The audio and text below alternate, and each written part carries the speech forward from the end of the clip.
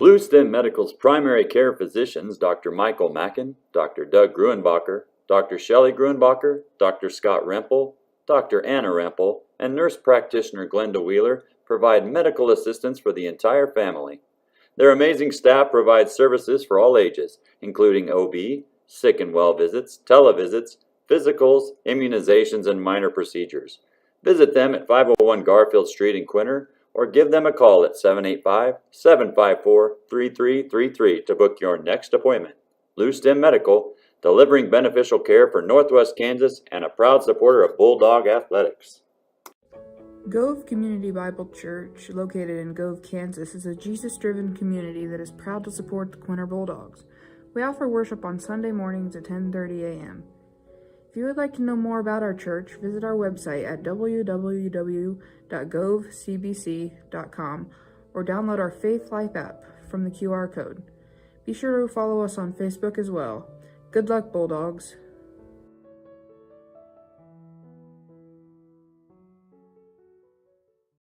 Thinking snacks, refreshing sips? Quinter Pit Stop just north of I-70 in Quinter has this and more. From fuel to your favorite snacks, and not to mention daily lunch specials and fresh pizza, new owners Travis and Kristen Haldeman and their staff welcome you to their store 7 days a week from 6 a.m. to 9 p.m. and until 10 p.m. on Fridays and Saturdays. Stop in or call the Quinter Pit Stop at 785-754-3707. Proud supporters of Bulldog Athletic. Family Market in downtown Quinter is here to provide fuel for Bulldogs of all ages. Come in and check out our variety of fresh produce, the large selection from the meat department, or food from the deli section. Offering weekly specials, Family Market has your family covered. Shop local, where we provide friendly smiles, a warm welcome, and service you can't find elsewhere. Family Market, a locally owned grocery store, is a proud supporter of all things Bulldog and Bulldog Athletics. Shane Mann is your new local AgriGold agent. For over 80 years, AgriGold has delivered quality corn and soybean seed to growers with unmatched genetic innovation and performance. As a local farmer and producer, Shane knows what it takes to make a farm successful. Mann Farm offers first-hand knowledge of the best product lines for the area with on-farm trials and direct shipping. For additional information, call Shane at 785-299-0510. Mann Farms, proud supporters of the Bulldogs. Thinking snacks, refreshing sips? Quinter Pit Stop just north of I-70 in Quinter has this and more. From fuel to your favorite snacks, and not to mention daily lunch specials and fresh pizza, new owners Travis and Kristen Haldeman and their staff welcome you to their store 7 days a week from 6 a.m. to 9 p.m. and until 10 p.m. on Fridays and Saturdays. Stop in or call the Quinter Pit Stop at 785-754-3707. Proud supporters of Bulldog Athletic. Family Market in downtown Quinter is here to provide fuel for Bulldogs of all ages. Come in and check out our variety of fresh produce, the large selection from the meat department, or food from the deli section. Offering weekly specials, Family Market has your family covered. Shop local, where we provide friendly smiles, a warm welcome, and service you can't find elsewhere. Family Market, a locally owned grocery store, is a proud supporter of all things Bulldog and Bulldog Athletics. Hello, I'm Levi Gibbs, Western Kansas Regional President for Equity Bank. And I'm Chad Churchwell, Commercial Lender, Quinter, Kansas. Equity means more. More response, More attention. more expertise. We are proud to support the communities in which we live and serve. And we are proud to support all of the Quinter athletic teams, and we wish you the best of luck. Stop by and see us for all your banking needs. Go Bulldogs! Kansas Land Bank is a locally owned community bank supporting community and school events. They are a full-service bank offering everything from ag loans to personal savings and checking accounts. Kansas Land Bank has a friendly staff that provides that personal touch. As one of the few locally owned community banks left in Western Kansas, they strive to serve the needs of the people in our area.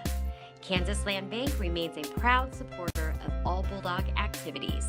Solinsky Land and Cattle Inc. of Park, Kansas proudly supports all Bulldog activities and Bulldog athletics. Kelly and Curtis are lifelong residents of Gove County and have farmed for over 30 years. They proudly run their family business. The Solinskys operate a small livestock feed yard while also growing wheat and corn. Keeping up with the best practices, they incorporate no-till farming in the operation to the greatest extent possible. Zelensky Land and Cattle would like to congratulate the Bulldogs on the tremendous accomplishments of this year and wish them the best of luck. Kaiser Angus supports the Bulldogs in their academic and athletic achievements. Kaiser Angus is owned and operated by Daryl and Frina Kaiser. They have served many ranchers in the area and farmed in Gove County since 1990. The Kaisers offer and sell registered Black Angus cattle. They also look forward to being your new seed stock source. Look for their annual production sale the first Thursday in April. More information can be found at kaiserangus.com. Kaiser Angus is proud to support the Bulldogs in this tough year and looks forward to many more accomplishments to come. A healthy smile is the goal for every patient at Blackwood Family Dentistry. For over 18 years, Dr. Blackwood and his staff have been offering comprehensive care to patients of all ages. Dr. Blackwood is your hometown provider for all treatment options to maintain and restore your oral health. So if you are a new patient or want convenient family scheduling, make an appointment at Blackwood Family Dentistry, proud supporter of Bulldog academics and athletics.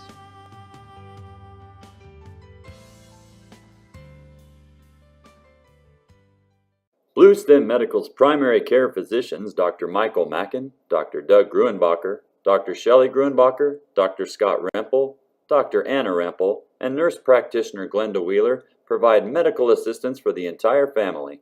Their amazing staff provides services for all ages, including OB, sick and well visits, televisits, physicals, immunizations, and minor procedures. Visit them at 501 Garfield Street in Quinter, or give them a call at 785-754-3333 to book your next appointment. Blue Stem Medical, delivering beneficial care for Northwest Kansas and a proud supporter of Bulldog athletics. Gove Community Bible Church, located in Gove, Kansas, is a Jesus-driven community that is proud to support the Quinter Bulldogs. We offer worship on Sunday mornings at 10:30 a.m. If you would like to know more about our church, visit our website at www.govecbc.com or download our Faith Life app from the QR code. Be sure to follow us on Facebook as well. Good luck, Bulldogs.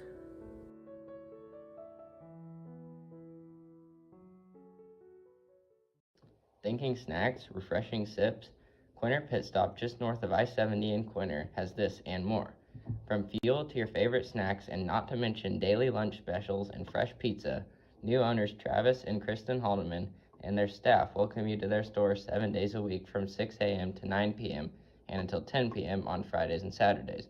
Stop in or call the Quinter Pit Stop at 785-754-3707, proud supporters of Bulldog Athletic.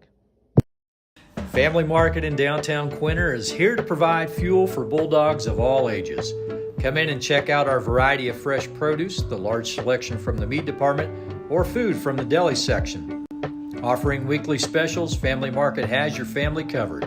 Shop local, where we provide friendly smiles, a warm welcome, and service you can't find elsewhere. Family Market, a locally owned grocery store, is a proud supporter of all things Bulldog and Bulldog athletics.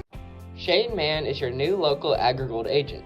For over 80 years, AgriGold has delivered quality corn and soybean seed to growers with unmatched genetic innovation and performance. As a local farmer and producer, Shane knows what it takes to make a farm successful. Mann Farm offers first-hand knowledge of the best product lines for the area with on-farm trials and direct shipping. For additional information, call Shane at 785-299-0510. Mann Farms, proud supporters of the Bulldogs. Thinking snacks, refreshing sips, Quinter Pit Stop just north of I-70 in Quinter has this and more. From fuel to your favorite snacks and not to mention daily lunch specials and fresh pizza, new owners Travis and Kristen Haldeman and their staff welcome you to their store 7 days a week from 6 a.m. to 9 p.m. and until 10 p.m. on Fridays and Saturdays. Stop in or call the Quinter Pit Stop at 785-754-3707, proud supporters of Bulldog Athletic. Family Market in downtown Quinter is here to provide fuel for Bulldogs of all ages. Come in and check out our variety of fresh produce, the large selection from the meat department, or food from the deli section. Offering weekly specials, Family Market has your family covered. Shop local, where we provide friendly smiles, a warm welcome, and service you can't find elsewhere. Family Market, a locally owned grocery store, is a proud supporter of all things Bulldog and Bulldog athletics. Hello, I'm Levi Getz, Western Kansas Regional President for Equity Bank. And I'm Chad Churchwell, commercial lender, Quinter, Kansas. Equity means more. More response, More attention. more expertise. We are proud to support the communities in which we live and serve. And we are proud to support all of the Quinter athletic teams and we wish you the best of luck. Stop by and see us for all your banking needs. Go Bulldogs! Kansas Land Bank is a locally owned community bank supporting community and school events. They are a full-service bank offering everything from ag loans to personal savings and checking accounts. Kansas Land Bank has a friendly staff that provides that personal touch. As one of the few locally owned community banks left in Western Kansas, they strive to serve the needs of the people in our area.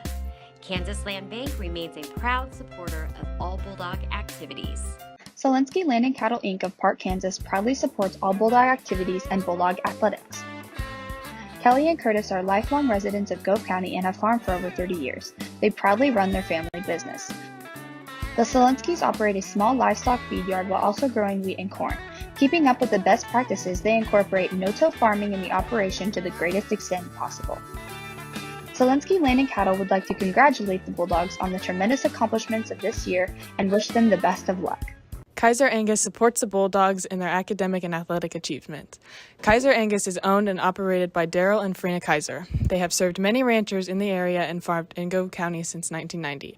The Kaisers offer and sell registered Black Angus cattle. They also look forward to being your new seed stock source. Look for their annual production sale the first Thursday in April. More information can be found at kaiserangus.com. Kaiser Angus is proud to support the Bulldogs in this tough year and looks forward to many more accomplishments to come. A healthy smile is the goal for every patient at Blackwood Family Dentistry. For over 18 years, Dr. Blackwood and his staff have been offering comprehensive care to patients of all ages. Dr. Blackwood is your hometown provider for all treatment options to maintain and restore your oral health. So if you are a new patient or want convenient family scheduling, make an appointment at Blackwood Family Dentistry, proud supporter of Bulldog academics and athletics.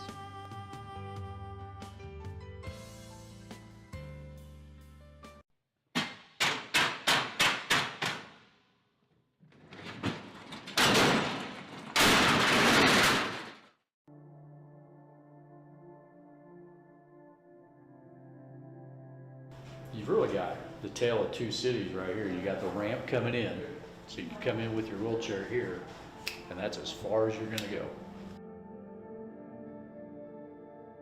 2 years ago, the school district established a facilities committee made up of parents, community members, and consultants. That committee developed a 3-phase plan for improving the facilities both outside and in. Phase 1 consisted of a complete inspection of all components of the facilities.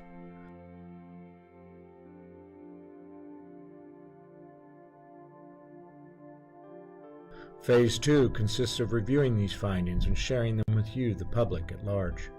And that is the purpose of these videos. In Phase 3, the district will develop a plan of action to address these needs and solicit input from the community. With this plan, the district is working to secure the future for this community and this school, both for this generation and generations yet to come. USD 293 Quinter Public Schools has a long and storied history.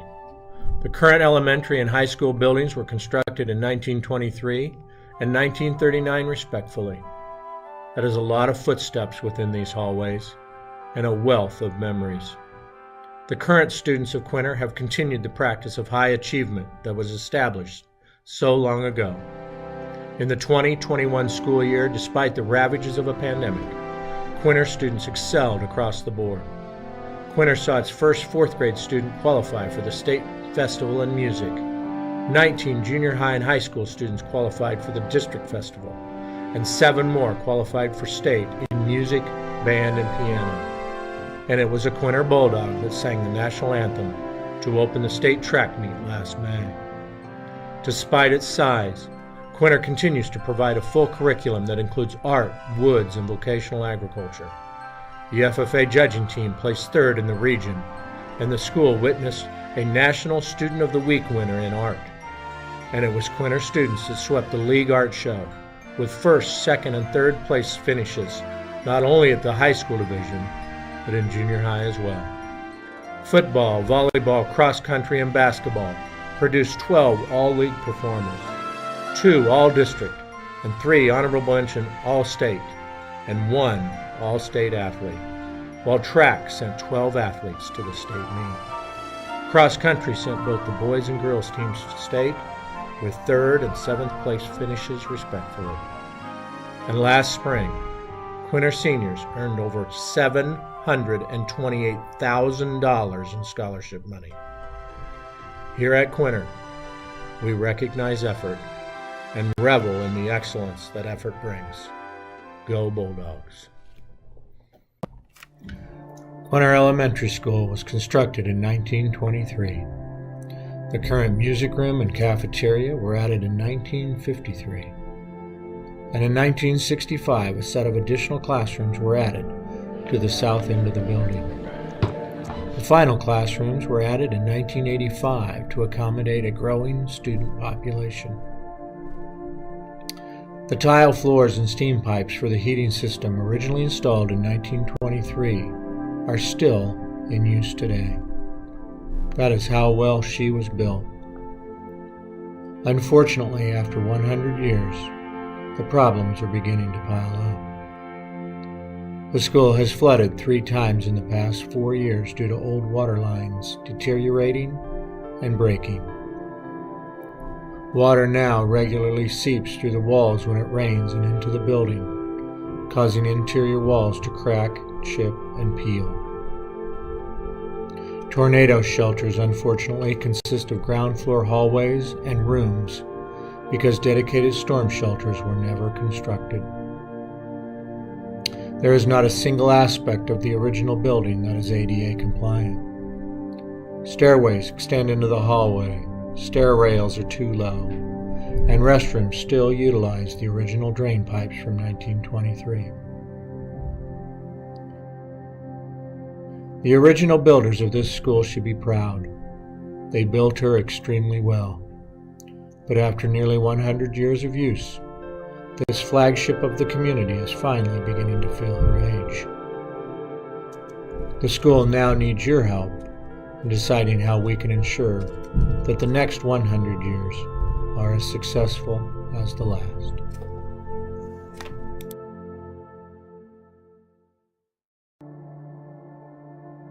Here at Quinter, the community has always taken great pride in the school's facilities, and rightly so. Quinter is one of the few 1A schools left that has 2 full-size gymnasiums, an auditorium, and an all-weather track. Phase 2 of the facilities review has determined a number of upgrades that need to occur if Quinter is going to continue to lead in northwest Kansas. The parking lot is small, has inadequate lighting, and doesn't fully accommodate parking for all events. Cracks in the foundation and brickwork of the school widen just a bit more every year.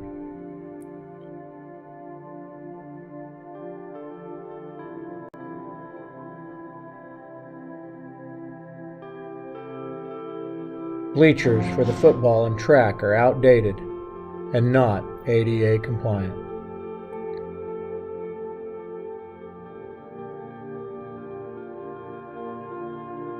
And the poles used for lighting on the field are over 70 years old.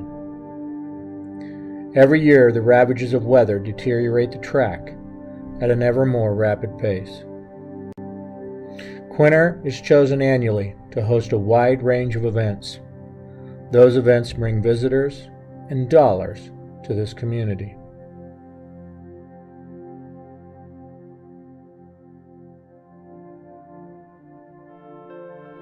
The school is now approaching a crossroads, and we need your help in deciding just exactly which way we go.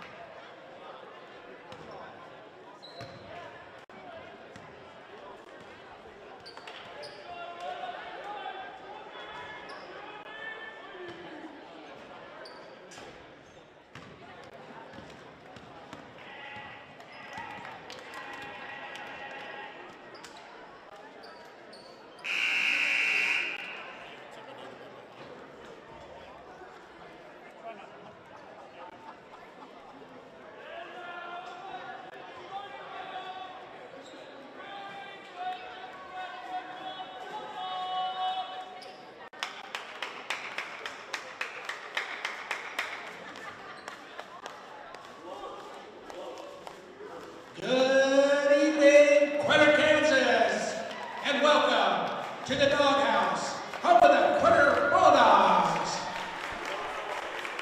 This evening, our guests are the Hello, everyone, and welcome to Quinter, Kansas for tonight's matchup of the Oakley Plainsmen versus the hometown Quinter Bulldogs. I'm Justin Davis, and I'll be flying solo today. It's the day after Valentine's Day, and there should be no love lost between these two teams tonight. Both teams come into the matchup on a 2-game losing streak that they like to break.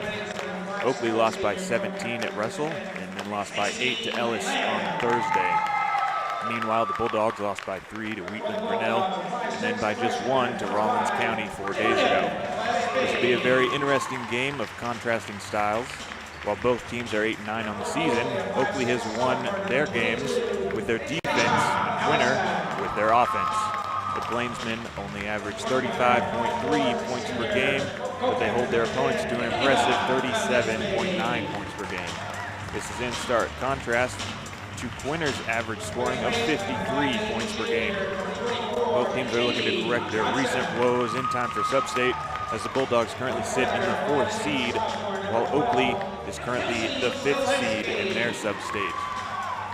We'll go ahead and quickly go through the starters for Oakley Plainsmen. We have number 5, Mackenzie Mildenberger, number 10, Macy Lamb, number 22, Daisha Allison, number 24, J.L. Johnson, and number 42, Liberty Booker. Their head coach is Mike Zimmerman. Quinter Bulldogs will be right after we go to Quinter High School senior Eli Gruenbacher for the singing of our national anthem. You can salute the flag as Mr. Eli Gruenbacher, senior from Quinter High School, sings our national anthem.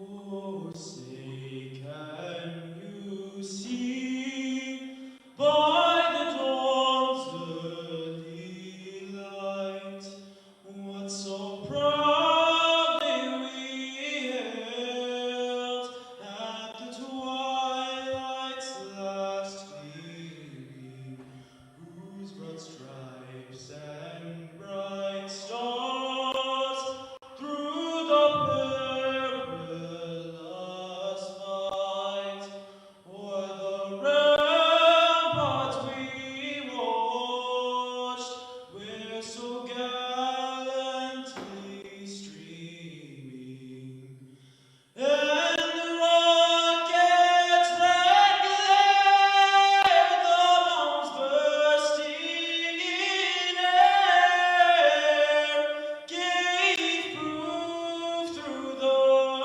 night that our flag was still there.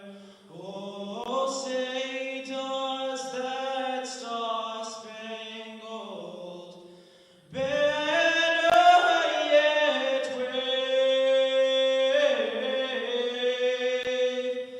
o'er the land of the free and the home of the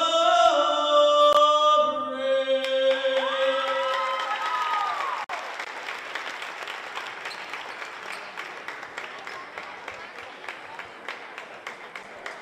That was Quinter High School senior Eli Gruenbacher with a fantastic rendition of our national anthem. He'll be playing in the boys' game later tonight. It seems like he can do it all. But back to the girls' game at hand.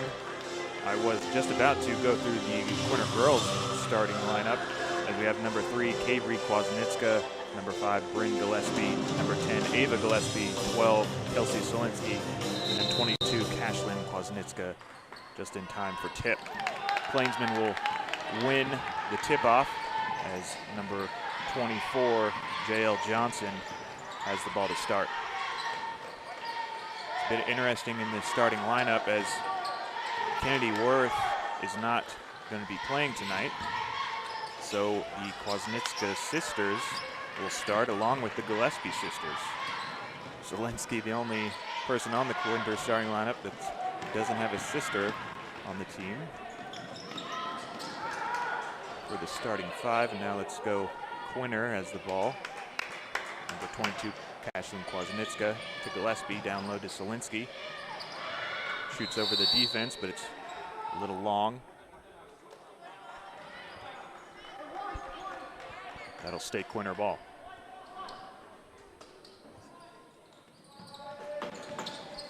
Inbound to Ava Gillespie. Pass to Kwasniewska. Gillespie at the top.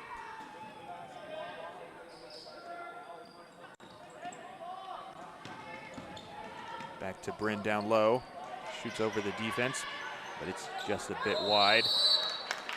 Ava wanted a jump ball, but instead she'll get called for a foul. That'll be her first, team first. So that'll head over to Plainsman. And now the Bulldogs will get the ball back with that full court press. Bryn tries to shoot up around number 10, Macy Lamb. She does not get the basket, but instead she'll get the foul. She'll shoot 2. Looking to be the first to put points on the board for either team tonight.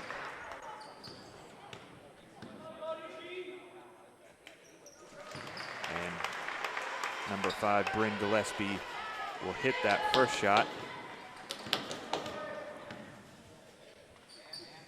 And she'll make the second to make the score 2-0 for Quinter. Plainsmen lose the ball on the toss-in. Ava tries to get it on the ground. Eventually it gets back to the Plainsmen. Quite a scramble there. Quinter will try to recover and get pressed, but they don't get there in time. Instead, the Plainsmen have it. Ava tries to get a steal, but just gets in for the foul. That'll be her second early in this game.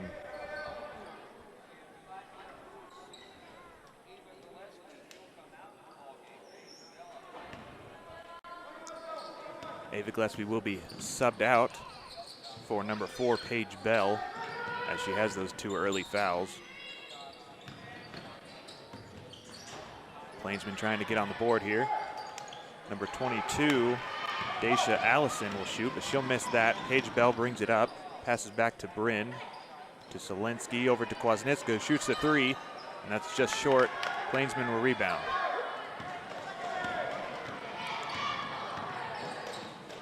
Plainsman is the slow start so far, but they're used to it as they only average 8 points in the first quarter. As I mentioned earlier, they rely on their defense, limiting teams to just 37 points per game, while Quinter is usually relying on their offense as they score 53. And a great three-pointer from number 22, Daisha Allison. She'll help the Plainsmen take the lead.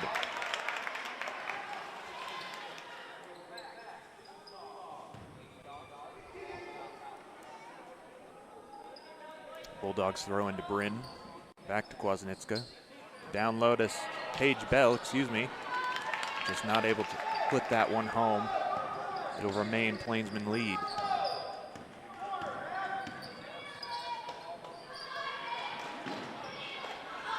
Plainsman was swinging around the arc, looking to drive inside. It's 2 more from number 24, J.L. Johnson, as the Oakley Plainsmen extend their lead. Bryn swings it cross court to Kwasniewska. Over to Paige Bell, down low to Solinsky. Who will shoot over number 42, Liberty Booker, but wasn't able to get a great shot on that possession as Liberty Booker was right there in Solinsky's face.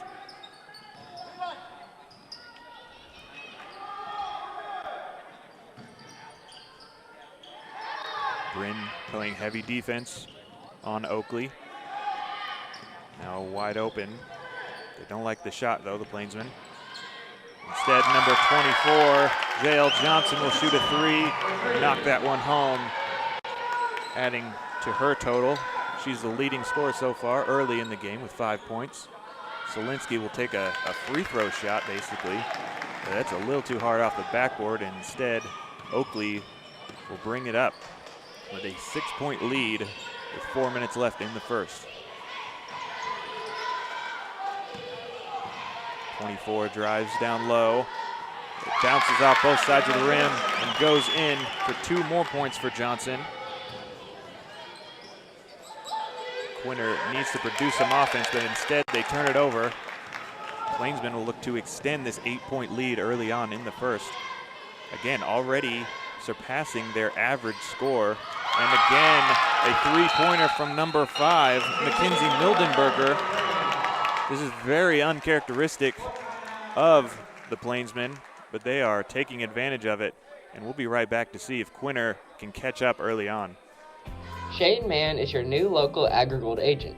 For over 80 years, AgriGold has delivered quality corn and soybean seed to growers with unmatched genetic innovation and performance. As a local farmer and producer, Shane knows what it takes to make a farm successful. Van Farm offers first-hand knowledge of the best product lines for the area with on-farm trials and direct shipping. For additional information, call Shane at 785-299-0510. Man Farms, proud supporters of the Bulldogs. And we're back here in Quinter, Kansas, as the Oakley Plainsmen lead 13 to Quinter's 2. Plainsmen got started with quite the shooting performance already. Again, uncharacteristic of the Plainsmen. This is quite the surprise. A welcome surprise for the Plainsmen, but not so much from Quinter, as they have not been able to control them on defense and they haven't got their offense going. They'll try to fix that here. David drives into the corner and passes it back. Cross court to Bell. Down low to Salinski again. They're looking to feed her more tonight. The defense of the Plainsmen recover. They're playing very well against Quinter here today.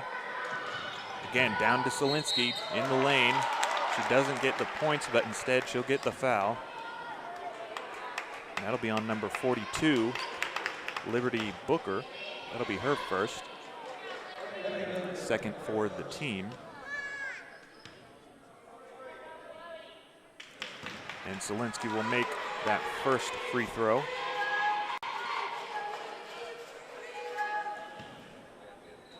Looking to bring the deficit down to single digits.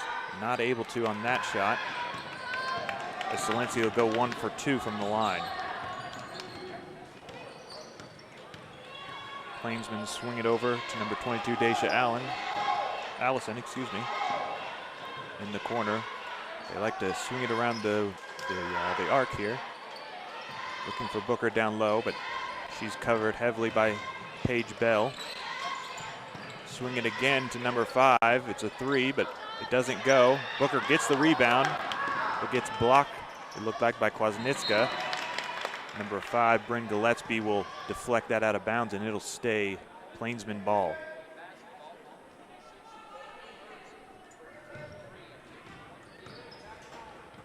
Again, they'll swing it around the arc. Open shot, but she didn't like that. 24 drive, swing it over to 5. Back down to Liberty Booker. They'll try and make a shot over Bryn, and does get fouled. That'll be Bryn's first foul.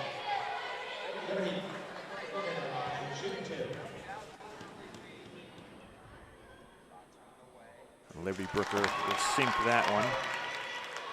As number 3, Kabri Kwasniewska, subs in for her sister, Cashlyn.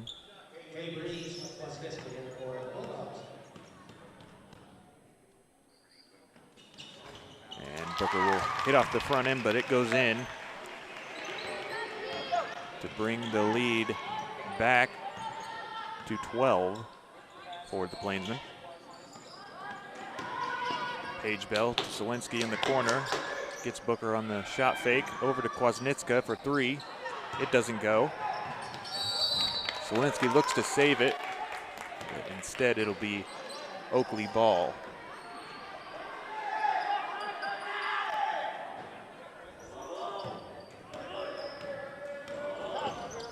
Quinter's trying to run that press. They love to do that. Try and turn their defense into offense. Hasn't worked so far. They almost get a steal there, and in fact they'll get a turnover as it's a travel on the Plainsmen. That could be the start that Quinter needs. So far, it hasn't been great on either end, defense or offense for Quinter. It's not what they're looking for in this 2-game loss streak. Trying to head into sub-state, with some kind of momentum, as they've been up and down, mostly down since the start of the new year. To Kwasnicka at 3. She'll make that first 3 of the night from number 3.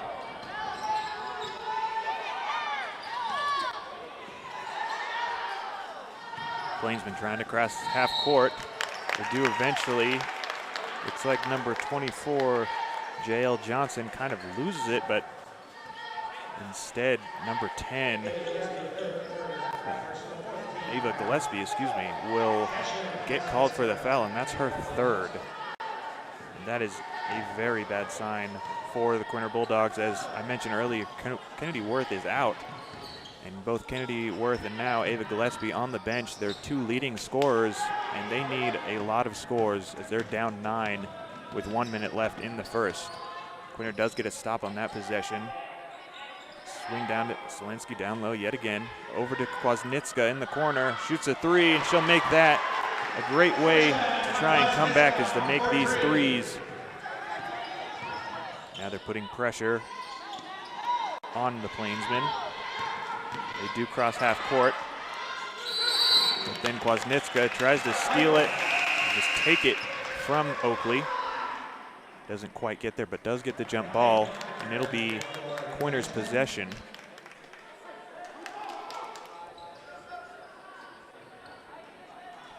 .35 seconds left.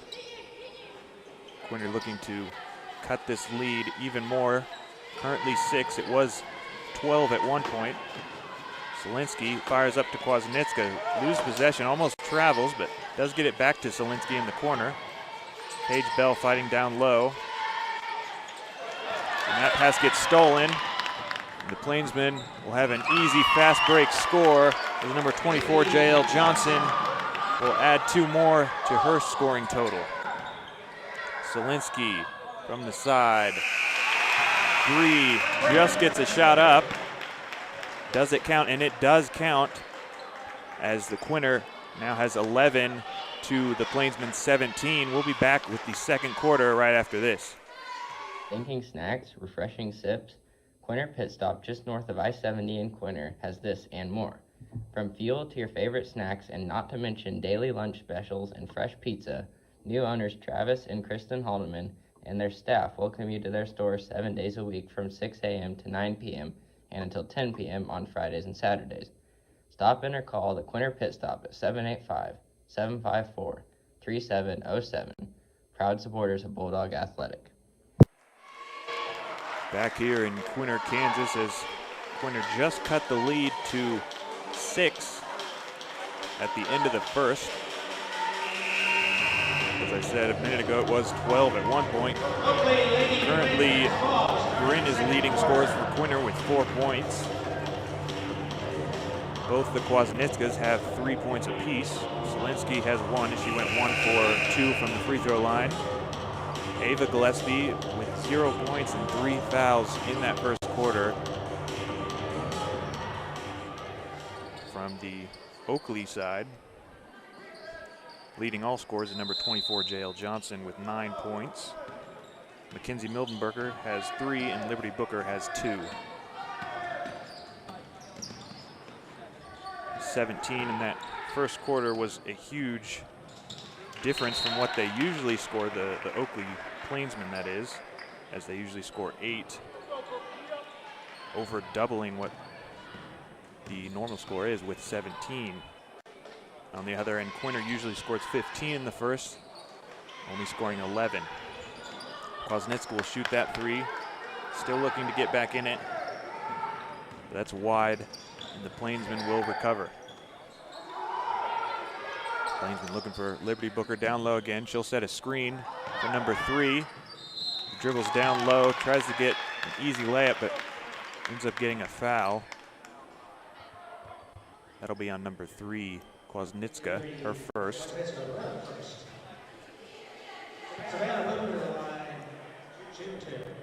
And shooting will be number 3, She'll make the first.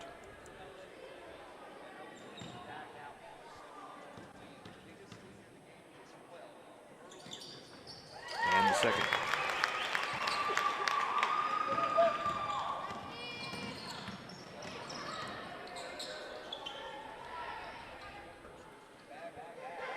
Over to Kwasniewska in the corner, shoot another three.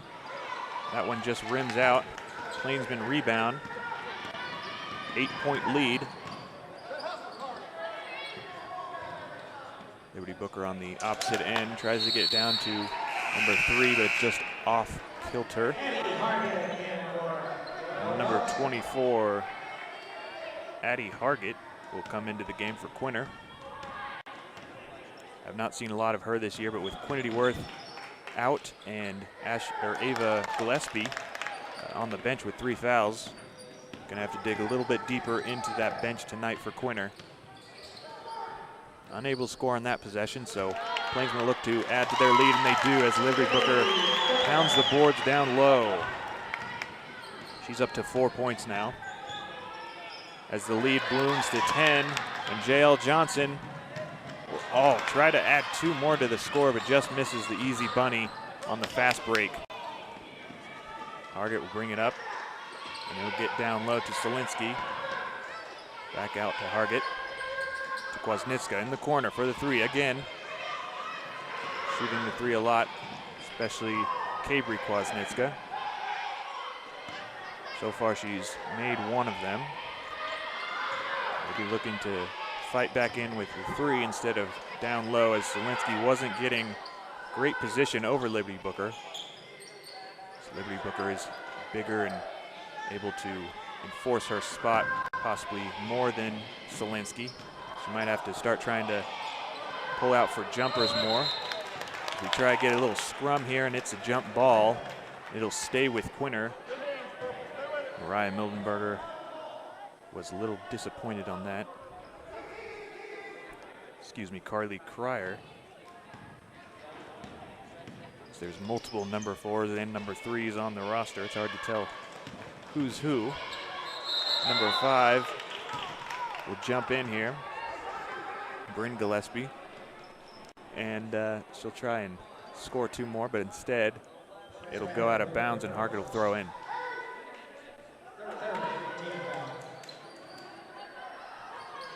It passes right back to Bryn, tries for a jumper, but it's just off the back iron.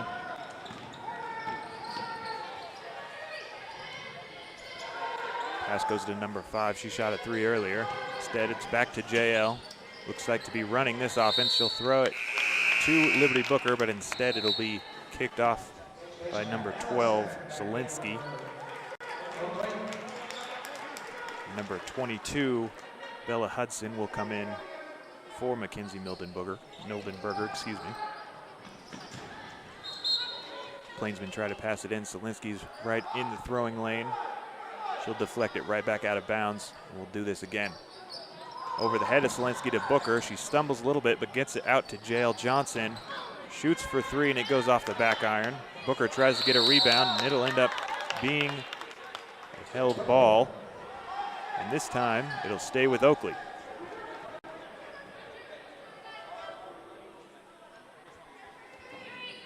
In a box, Booker will set the screen and then head cross court. Goes down to number 3. Bryn will eventually get the rebound. Quinter looking to cut this deficit to single digits, as it's currently at 10. Kwasniewska sisters passing it back and forth to Bryn in the center of the lane. She gets the jump fake, but then doesn't like the shot, so she'll pass it out to Hargett. It's a little off target, and it goes out of bounds.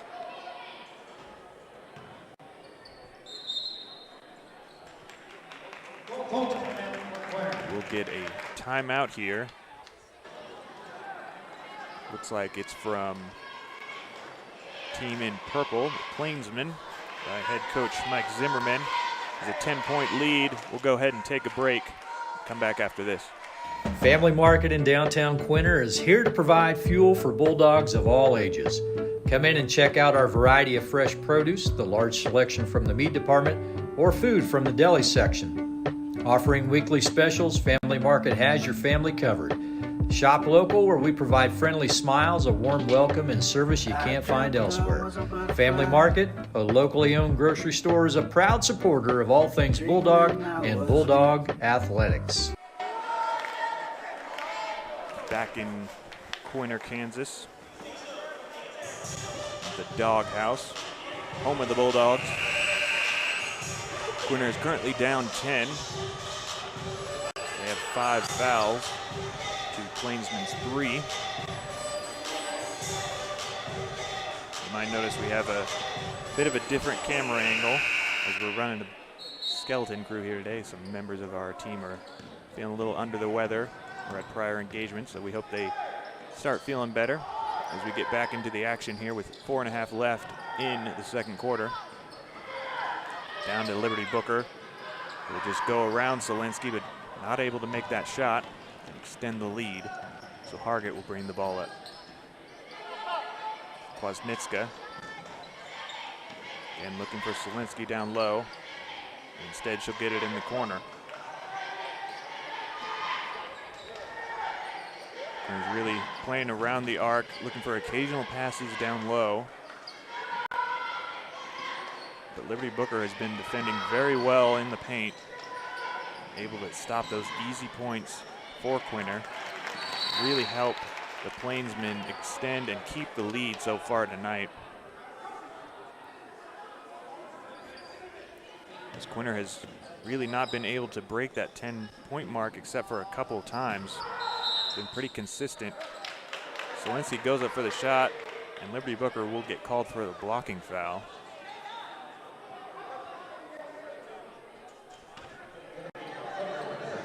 Liberty Booker will have a second foul. She'll talk to the ref, ask what that call was about. Looks like the ref will explain it to her. You'd love to see that. As we've mentioned multiple times on this broadcast, refs teaching the players what they did wrong and trying to help them both in this game and in future games. The call was called on the floor, so they won't be shooting free throws. Instead, eventually gets to Hargett, and she'll get fouled by number 4 for Oakley.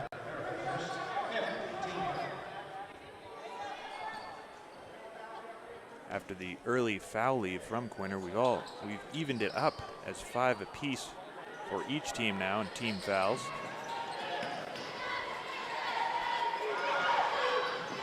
Couple girls in the same spot there, but Solinsky gets away with it. Out to Kwasniewska again, shooting the 3. Seems that she barely steps inside the arc on these possessions. That's where they want her. Kwasniewska is really a specialty shooter from the 3. She's only made 1 tonight, but at any moment she could pop off, start hitting those regularly. Down to Liberty Booker again, just shoots over Solinsky, but it rims out to try and get the rebound. Tough battle. As they both her, Solinsky, and Bryn Gillespie will go to the ground, and it'll be jump ball. Quinter possession. Still down 10. No score in the last minute and a half from either team. Down to Solinsky. Go to the side of Liberty Booker. It was off balance and couldn't make that shot. It was just short. Liberty Booker got the rebound. J.L. Johnson will bring it up. Bryn tries to get the steal, but instead it'll head back out to J.L. Johnson. And number 4 will go ahead and shoot that 3. It's missed, it's long. Goes clear onto the other side of the court. And it'll be out on the Plainsmen. Quinter ball. Cabri Kwasniewska will go ahead and bring it up. Pass to her sister. Over to Hargett, just over her head. Liberty Booker gets a hand on it and deflects it out of bounds. Number 5, Kaylee Fink will come in. 12, Solinsky able to put that one home a little bit inside from the three-point line, or the free throw line, excuse me. It's an easy bucket, she was wide open.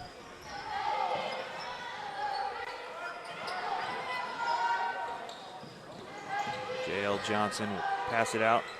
Number 4 will get it down to Liberty Booker. Again, really emphasizing the passes down to Liberty Booker as they feel they have a mismatch down low. Liberty Booker is taller. She's again talking to the refs, maybe wanting to get a call as she feels that she's getting fouled down low. Has been a lot of tough battles down there, but she's been playing well both offensively and defensively. She has 4 points on the offensive end, has defended in the paint very well. Number 21 did check in, Serenity Smith. Again, another face that is not normally on the court for the Quinter Bulldogs, but as we mentioned with Ava having 3 fouls, and Kennedy Worth not playing tonight, you got to find offense somewhere else. Currently not finding too much of it is Quinter. It's also with the help of the Plainsmen, who have spectacular defense, and as you can see there, they help turn the ball over as Bryn will get called for a double dribble.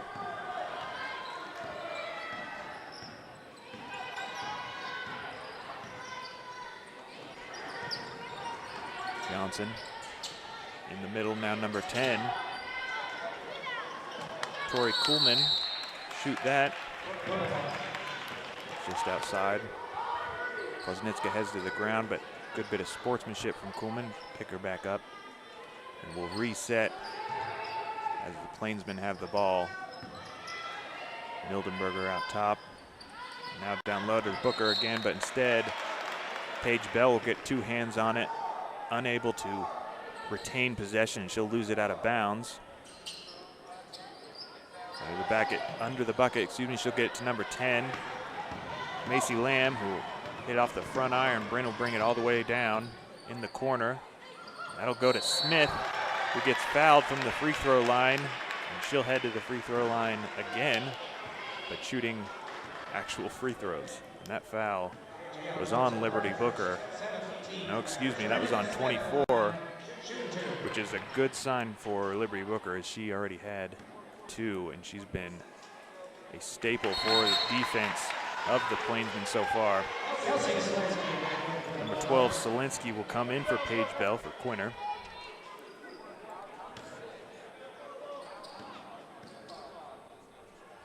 As Smith will go 2 for 2 on the line.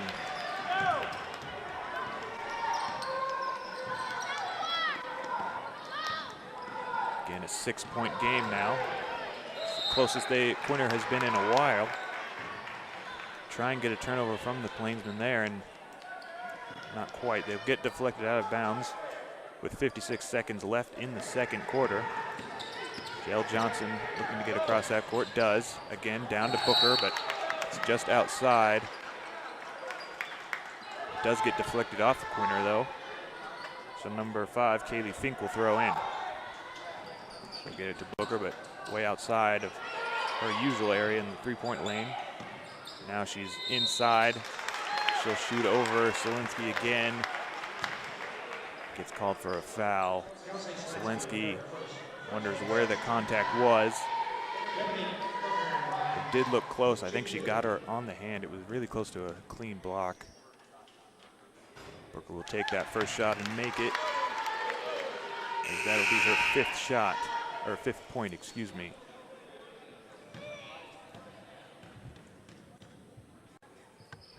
And the second shot will go in, bringing her to 6 points on the evening. She'll then get subbed out by number 3 for Oakley.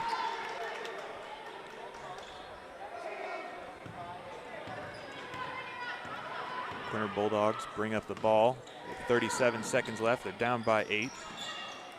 Still can't really break past that 6-point mark. They've reached the 6-point deficit a couple times, but normally they've been sticking around 10 to 8 points. That's where they are right now. 30 seconds left in the first half. Koznitska thought about shooting that deep 3, but instead she'll pass it over to Smith, and then to Bryn, who will try and get around number 3. But instead she'll get called for a foul. And that's the 8th foul for Oakley. So Bryn will go ahead and shoot 1 and 1. She'll look to cut into this deficit with 24 seconds left. She does make the front end. Her 5th point tonight.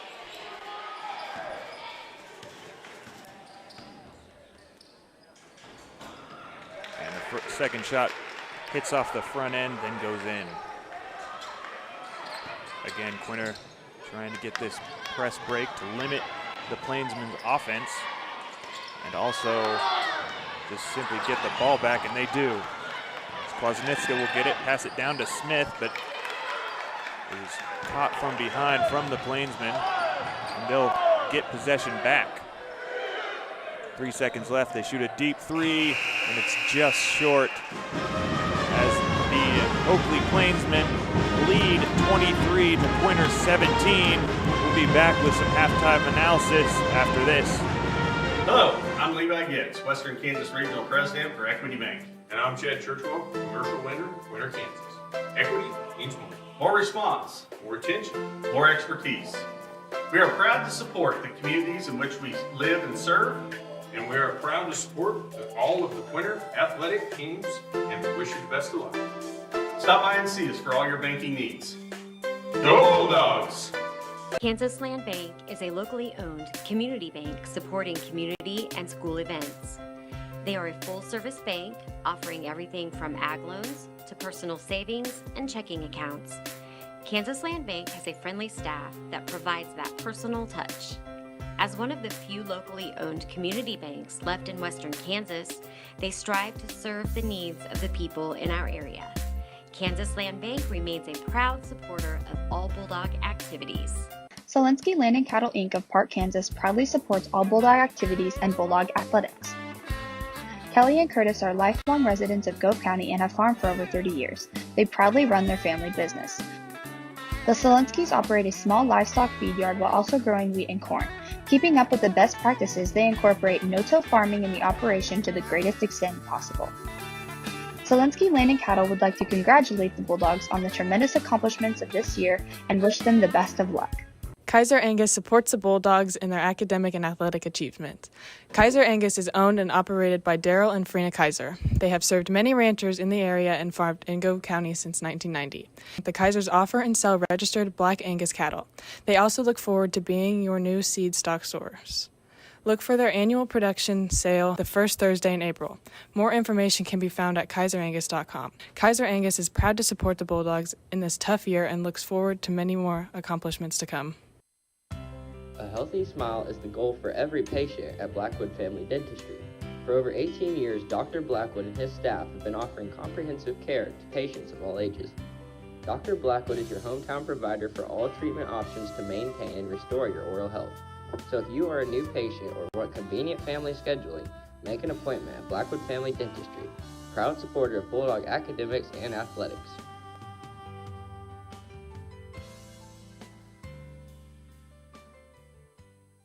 Blue Stem Medical's primary care physicians, Dr. Michael Mackin, Dr. Doug Gruenbacher, Dr. Shelley Gruenbacher, Dr. Scott Rempel, Dr. Anna Rempel, and nurse practitioner Glenda Wheeler provide medical assistance for the entire family.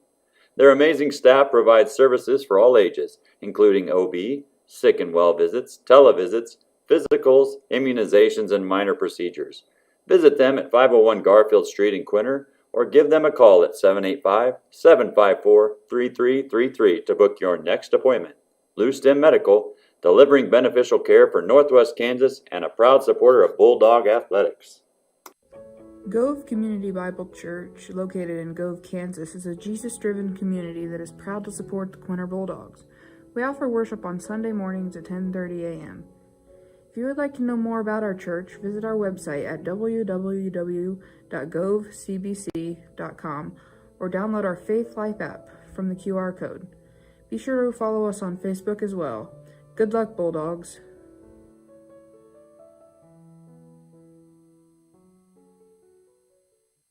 Thinking snacks, refreshing sips?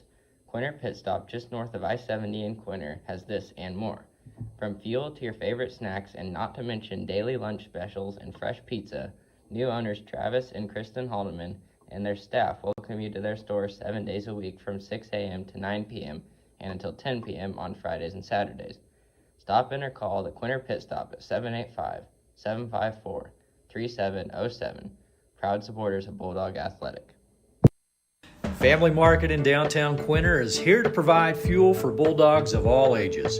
Come in and check out our variety of fresh produce, the large selection from the meat department, or food from the deli section. Offering weekly specials, Family Market has your family covered.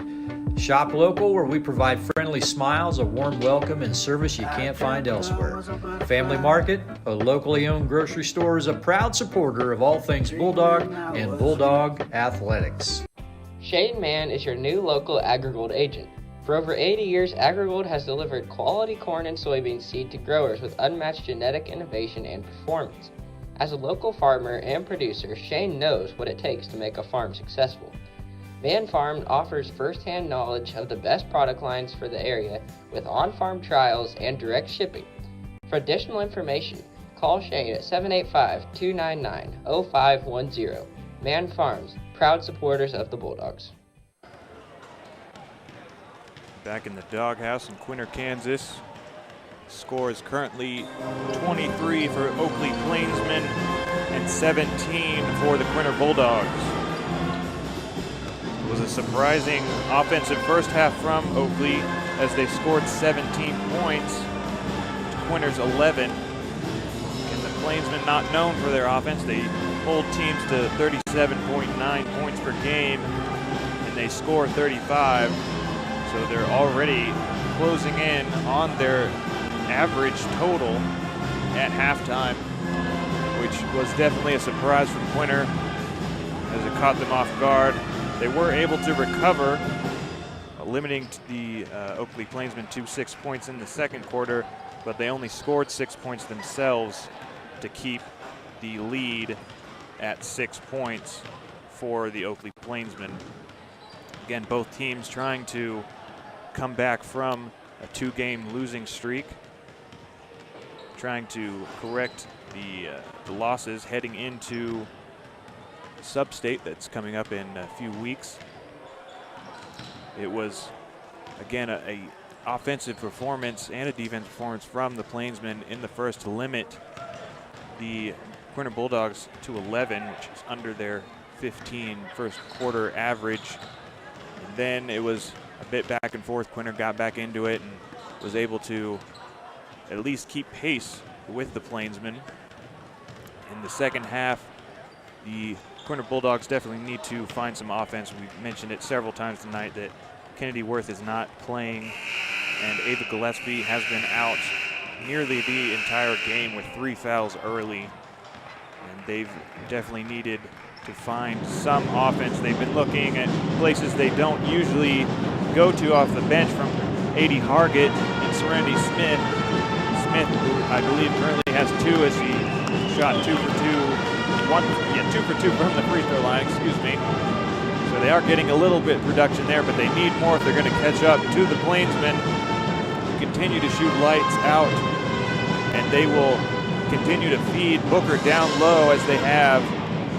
Booker currently with 5 points, and Jael Johnson, who's been leading this offense and setting up, has 9.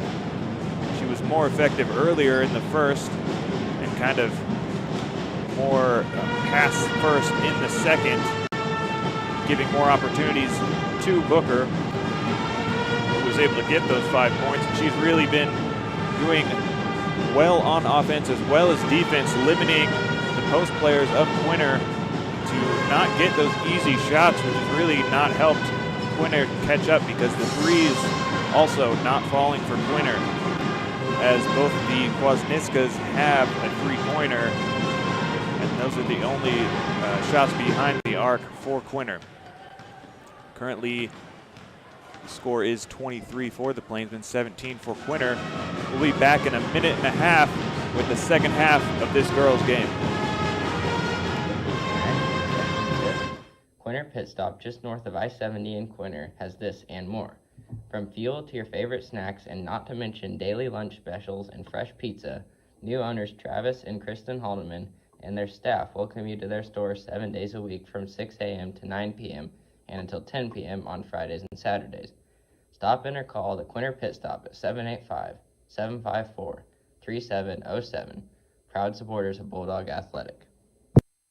Family Market in downtown Quinter is here to provide fuel for Bulldogs of all ages.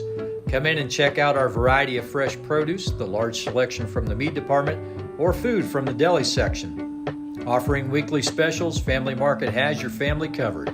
Shop local, where we provide friendly smiles, a warm welcome, and service you can't find elsewhere. Family Market, a locally owned grocery store, is a proud supporter of all things Bulldog and Bulldog athletics. Back in Quinter, Kansas, we like to mention some sponsors before we get started in the second half of this game. Kendra Barnes at Farm Bureau Financial Services, Blue Stem Medical, Blackwood Family Dentistry, Kaiser Angus, Selensky Land and Cattle Company, and Smoky Hill Ag, serving Lane, Logan, and Gove counties. We get started here as Ava has checked back in. Look to get some offense started. It goes right over Bryn's head, but Selensky able to recover that down low. And not going to be rewarded, as that'll bounce off both sides of the rim and out for a Liberty Booker rebound. JL Johnson again leading the offense. Bryn was fronting Liberty Booker with Selensky helping, and they're going to continue that. One woman will front Liberty Booker and the other will help on the backside. They really want to limit her offensive impact and try and make the Plainsmen shoot from outside. As early on they were shooting threes and making them easily, but after Liberty Booker started getting going, and she's still going, 2 more points, they weren't able to keep up. Now Bryn will drive down low. Again, bounces off both sides of the rim and out for a rebound for the Plainsmen.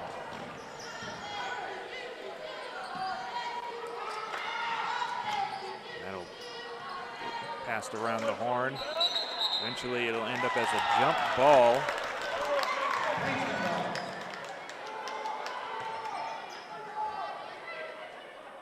Bryn thought she might have had more control of that, but it is called a jump ball.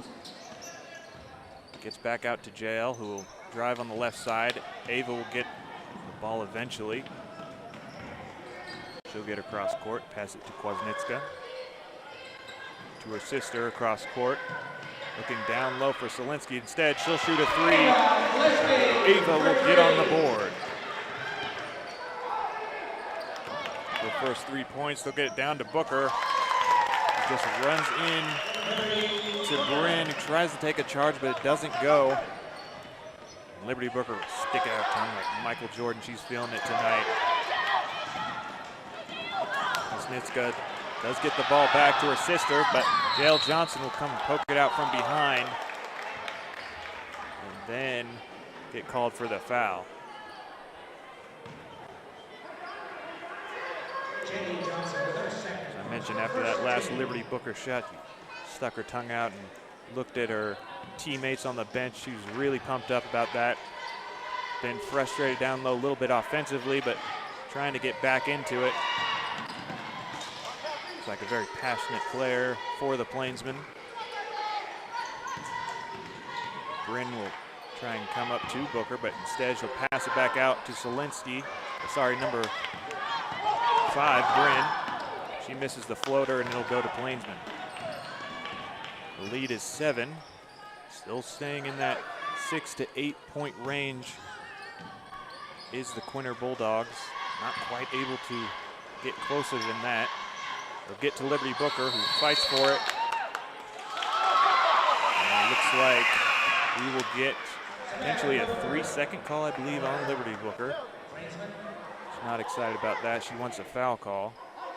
She's pretty heated down low.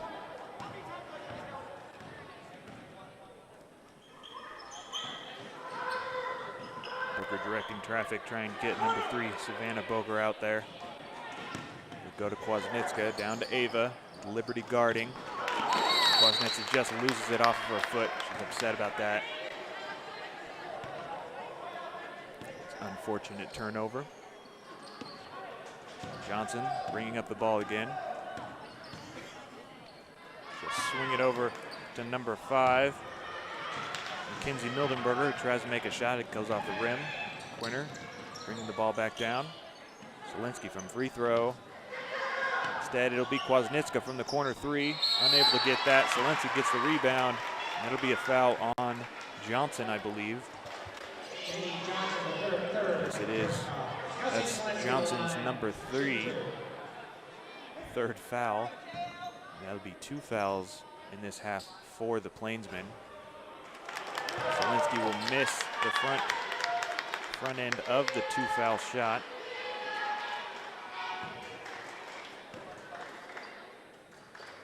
She'll make the second though, add 1 point to her scoring total.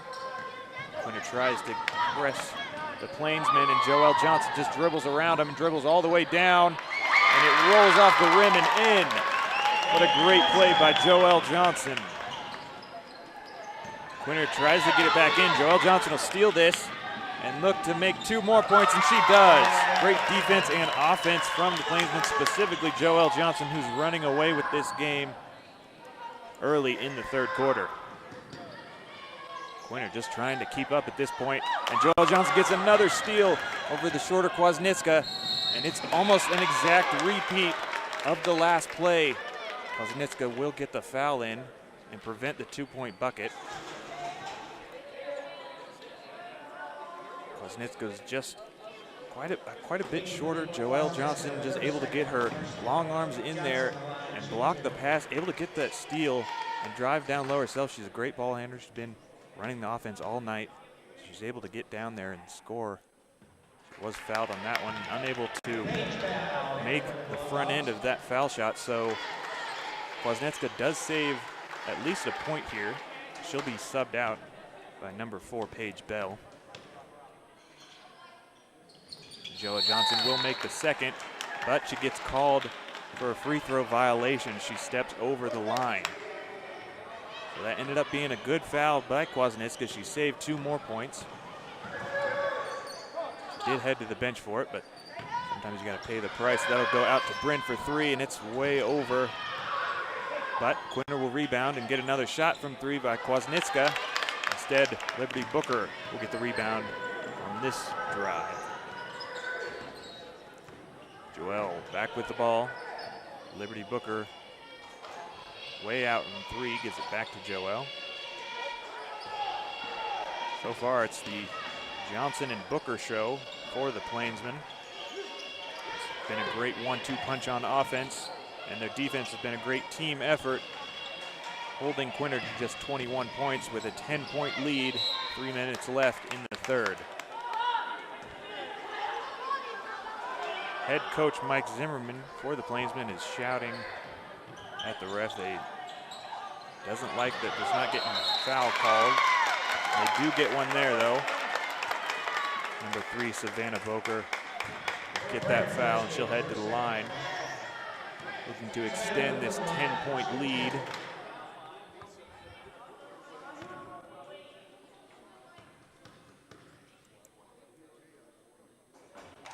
She'll hit that first shot. Number 4, Carly Cryer, will come in for Joelle Johnson. Smiles as she goes to the bench. Maybe not wanting to come out of the game quite yet. She was on fire, really taking the game over there for a little bit. She does need some rest, just like we all do, as number 3, Savannah Boker, will go 2 for 2 from the line. She's shooting 100% there. She has 4 points tonight. Again to Selensky, right around the free throw line. Sorry, that was number 4, Paige Bell, my mistake.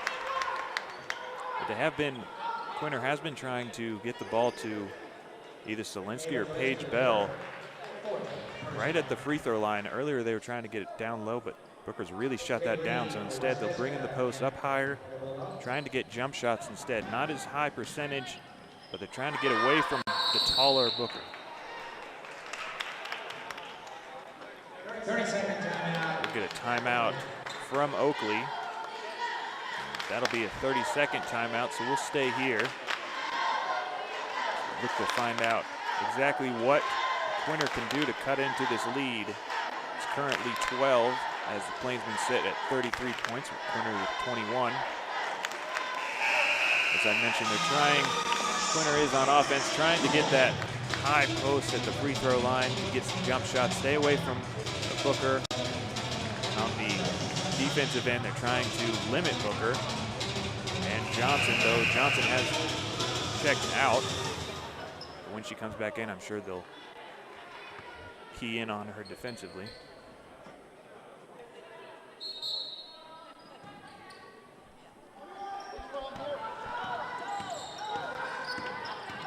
Just get across half court, the Plainsmen do. And that makes them really vulnerable. Try and get, they do get tipped, Quinter does, so it's not a back court. Great defensive effort from Quinter will get a turnover from number 22, Daisha Allison. That was great defensive play. As soon as she crossed half court, they swarmed her with the press and the trap. And as I've mentioned a couple of times in these broadcasts, as soon as you cross half court, that's another defender for the defense, as you can't cross back. And it allows for great traps. They were able to eventually get the turnover. Bryn gets a great look down low. But Booker, again, with another rebound. She is trapped down low, though. She'll get fouled. We'll see who it's on. Looks like it's going to be on number 3, Kwasniewska. That'll be her third. Stay in the game so far. Plainsmen do get it across half court, but it's deflected off Bryn. Again, really tenacious with that defense. They've really turned it up here recently. Quinter has on this full court press. It's worked so far as Paige Bell will get the deflection and the steal. She'll bring it up court, trying to get it to Kwasniewska, and it gets poked from behind number 5, Kaylee Fink.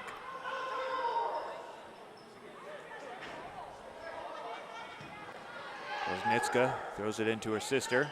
And again, that high post is Solinsky from the free throw line. She'll make that for 2 more points, cutting the lead back to 10. Minute 45 left. Good trap again from Quinter. As they try to get across. They were going to get called for not making it across half court in time, but instead it'll be a full timeout from Coach Mike Zimmerman of the Plainsmen as they lead 10 points. We'll be right back after this. Hello, I'm Levi Gibbs, Western Kansas Regional President for Equity Bank. And I'm Chad Churchwell, commercial lender, Quinter, Kansas. Equity means more. More response, More attention. more expertise. We are proud to support the communities in which we live and serve. And we are proud to support all of the Quinter athletic teams, and we wish you the best of luck. Stop by and see us for all your banking needs. Go Bulldogs! We're back in Quinter, Kansas. In the third quarter of this 10-point game for the Plainsmen.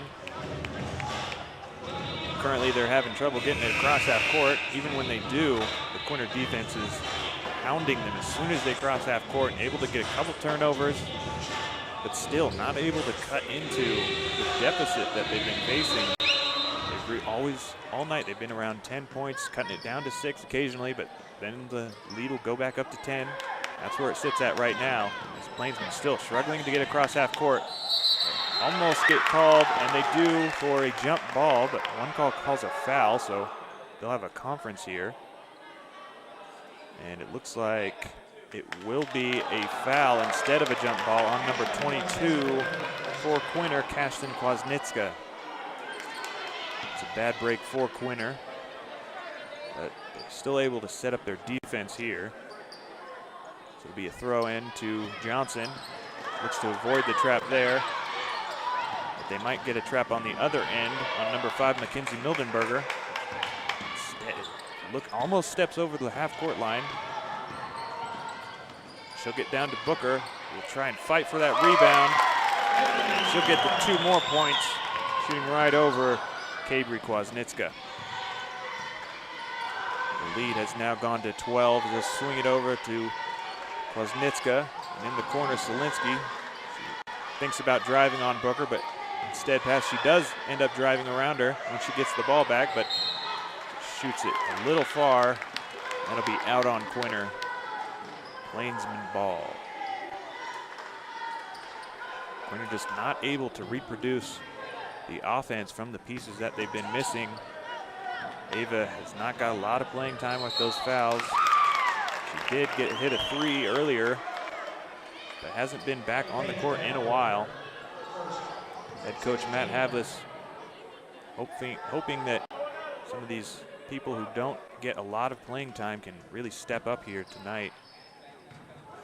44 seconds left in the third. They do get it to number 5. The Plainsmen do. That's Kaylee Fink. She'll shoot a 3. She'll make that to extend the lead again for the Plainsmen. Again, from the free throw line, Solinsky. Looks like they're going to let her shoot it. And Solinsky says, thank you very much. I'll take those 2 points. A long pass to head coach Mike Zimmerman as it goes just out of bounds. So Quinter will throw in. It's an interesting choice as they're not shading out to guard Quinter at that free throw line as they've been. Solinsky has made it. She's going to go right back to the free throw line. Solinsky's made a couple shots there. Maybe the Plainsmen thinking that if you want to take those 2s and we make 2s on the other end, you're just not going to catch up and we'll win this game. And that's only going to help the Plainsmen as an empty possession. And in fact, a foul, and that's number 7 on Quinter. So J.L. Johnson will be shooting the 1-and-1. A big foul discrepancy is the Oakley Plainsmen only have 2 fouls. Johnson will hit that first shot.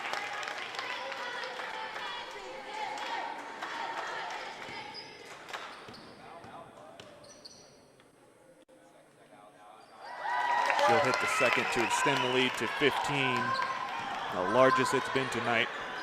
2 seconds left in the third. Bryn will hoist one up, and that'll be just short. And now, with a large lead, the Plainsmen have 40 points to Quinter's 25. We'll be right back with the final and 4th quarter of this game. Kansas Land Bank is a locally owned community bank supporting community and school events. They are a full-service bank offering everything from ag loans to personal savings and checking accounts. Kansas Land Bank has a friendly staff that provides that personal touch. As one of the few locally owned community banks left in western Kansas, they strive to serve the needs of the people in our area. Kansas Land Bank remains a proud supporter of all Bulldog activities. Back in Quinter, Bulldogs looking to, at the very least, cut some of this deficit down in the first couple of seconds here of the 4th quarter, make it manageable to try and come back. It's a tough hill to climb as they're down 15 with only 1 quarter left. Plainsmen have been surging.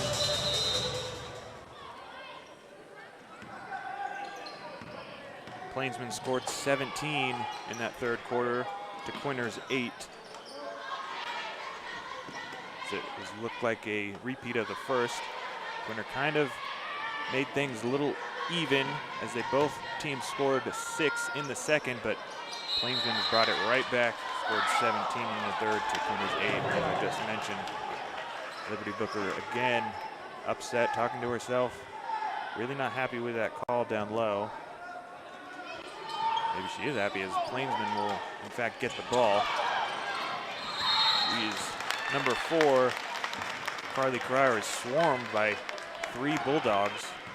They're really leaning heavy into this full court press, trying to not even get the Plainsmen to shoot it. They want to keep them at 40 points for the whole game and try and catch up to that 40-point mark. They do. Plainsmen do miss the front end, and Solinsky will get the rebound and bring it down. Swing it to Bryn.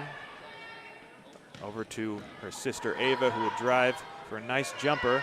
Unable to get it. She will get her own rebound, though.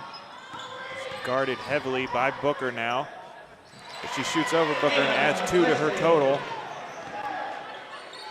Taking it piece by piece, cutting into that lead. A nice, almost get a steal from Ava Gillespie, but it does end up back in the Plainsmen hands.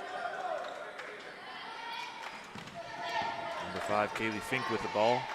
She'll toss it. Eventually gets down low, but a deflection off the feet of Solinsky.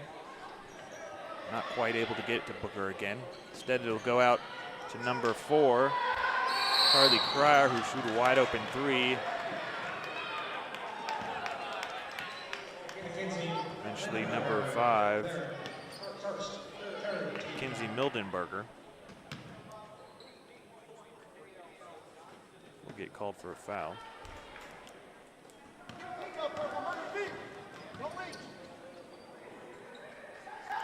Nice pass in the corner to Ava Gillespie. It's off the mark. It'll come off the backboard into the Plainsman hand. Ava trying that tough defense. She doesn't want to get another foul. She has 3 right now. At this point, she'll probably still stay in the game. A nice block from Paige Bell as she recovers on the arc. Almost gets called for the foul, but does get a clean block on Mackenzie Mildenberger. It's deflected out of bounds, and Mackenzie Mildenberger tries to pass it in to number 4, Carly Cryer. Cryer was not watching, and it'll go straight to the side out of bounds, end up as Quinter ball.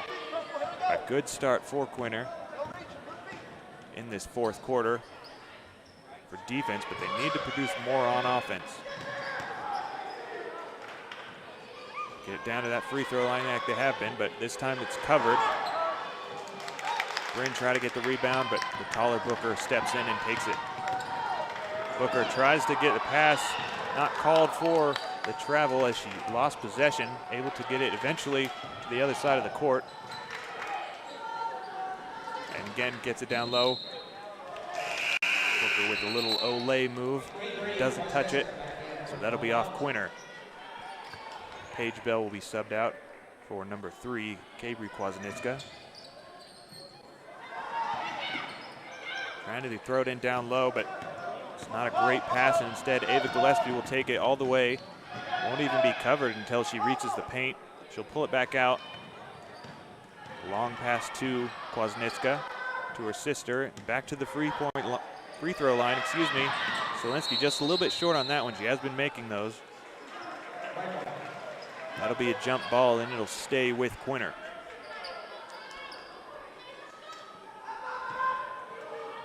With 5.5 left, I'm not sure that these 2-point jumpers from the free throw line are really going to get Quinter back into this ball game. They have been doing well on the defensive end, holding the Plainsmen to 40 points so far. They haven't scored in the 4th quarter yet.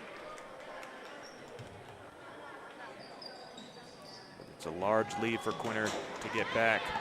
Solinsky loses it, but Kwasniewska able to regain possession. And Ava will shoot from the corner. And that's just off. It looked good all the way till it hit the rim. And then Kwasniewska will try for a rebound. One of the shorter members of the team getting in there on the paint. Battling for the ball with Johnson, who's quite a bit taller than her. She got a couple steals on her earlier. Is able to get a jump ball, but that goes for the Plainsmen. JL will dribble that. Looks like it bounced off her feet. Number 4, Carly Creer, is swarmed. That gets called as a jump ball. So it'll be Quinter's ball again. They really need to score here if they're looking to get back into this game and potentially try and win this. They do have 8 fouls to the Plainsmen's 4. 5 minutes remaining in this 4th. Solinsky takes one dribble, but misplays it, and Booker will get the turnover. Joelle Johnson will bring the ball up.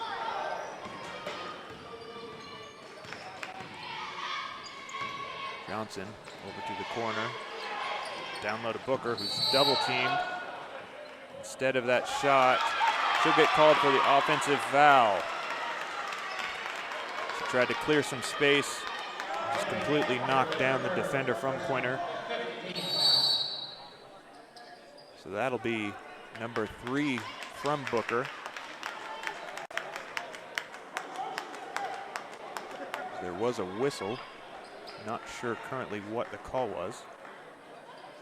Maybe just trying to get the correct call on the score sheet. Regardless, Quinter's ball still 27-40. Ava Gillespie over to Kwasniewska, to her sister at the top. Back to Ava in the corner. She'll get a shot fake from Booker and drive around her. Booker will get called for the foul. That'll be her fourth. She's really not happy about that. We thought that she stood in there, and really that was initiated by Ava Gillespie, but she'll stay in the game regardless, as there's only 4 minutes left and they have a hefty lead. Ava will add 1 to her score. Looks like she might have 4 tonight. And that second shot is off the back end. And eventually it goes off of Solinsky for Oakley ball. Quinter looking to press again. Kwasniewska covering the passing lanes, but Joelle Johnson will get across half court, dribble down low in the paint, and have a jumper. Is a good look. No one guarding Joelle Johnson, but she does miss it. Quinter will get the ball back. Again, unable to really cut into this lead as we get an errant pass, and that's off Quinter. It'll go back to Plainsman. Neither team really scoring a lot, and that's good news for Plainsman, not good news for the Bulldogs.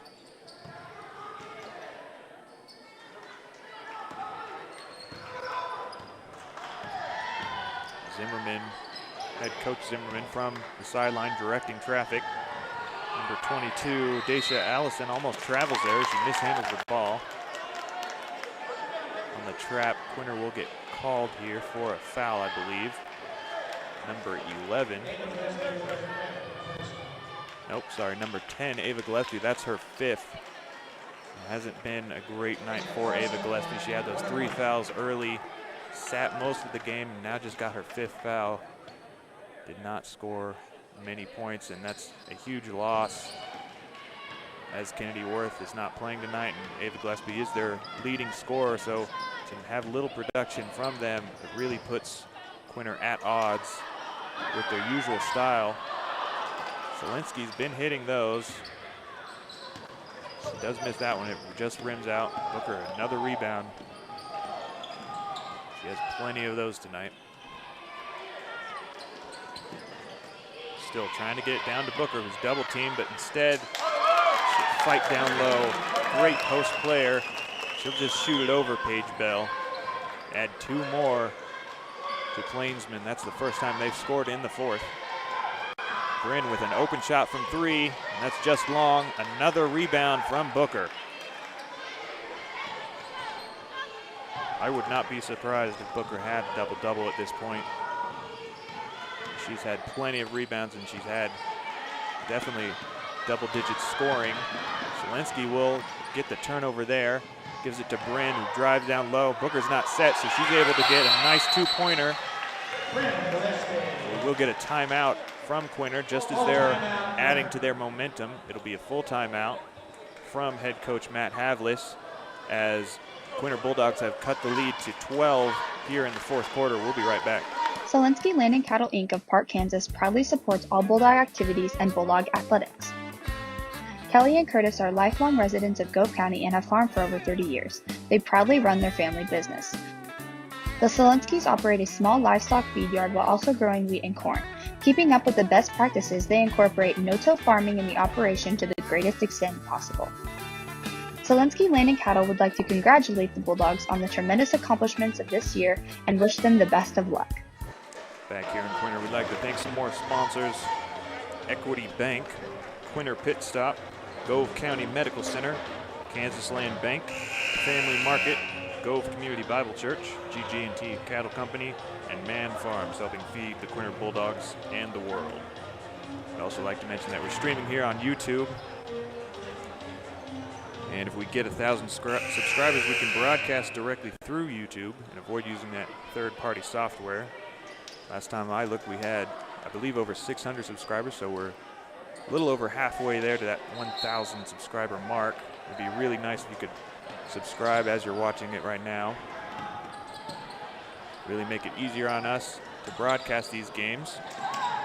back in the action. Plainsmen eventually get it across half court. And then a little bump of a foul from Bryn Gillespie was not intended.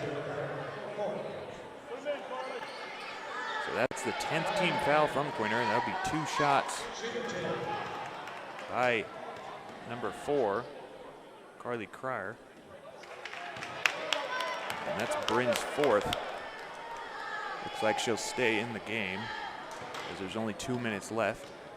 Her sister fouled out earlier. Bryn will look to play with 4. Is a rebound from Solinsky. She'll take it up.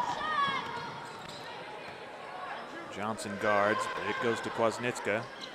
Again, Solinsky from the free throw line. They're not guarding her, so she'll go ahead and take 2 points. The Plainsmen are mostly happy to give away those 2 points. As they get the ball back, they can waste some time, but Johnson instead decides to drive it, score 2 points of her own to bring the lead back to 12 points. Again, Bryn Gillespie shoots a jumper. Paige Bell gets a rebound, adds 2 more to the score. We'll get another timeout. This will be a 30-second timeout from Matt Havlis. Interesting choices. Just as Quinter gets momentum and cuts the lead to 10, Matt Havlis wants a timeout. You usually see it from the opposing head coach, but I think Matt Havlis, what he wants to do is set up defense to really stop the Plainsmen from scoring any more points, as they can't afford it. They have to shut down defensively the Plainsmen if they're going to have any hope in cutting into this 10-point lead. The problem so far tonight has been the lack of offense from Quinter, as they average 53 points, but they're sitting at 34 with 1:40 left in the 4th. On the other hand, the Plainsmen are almost 10 points over their average. They average 35, but they're sitting at 44.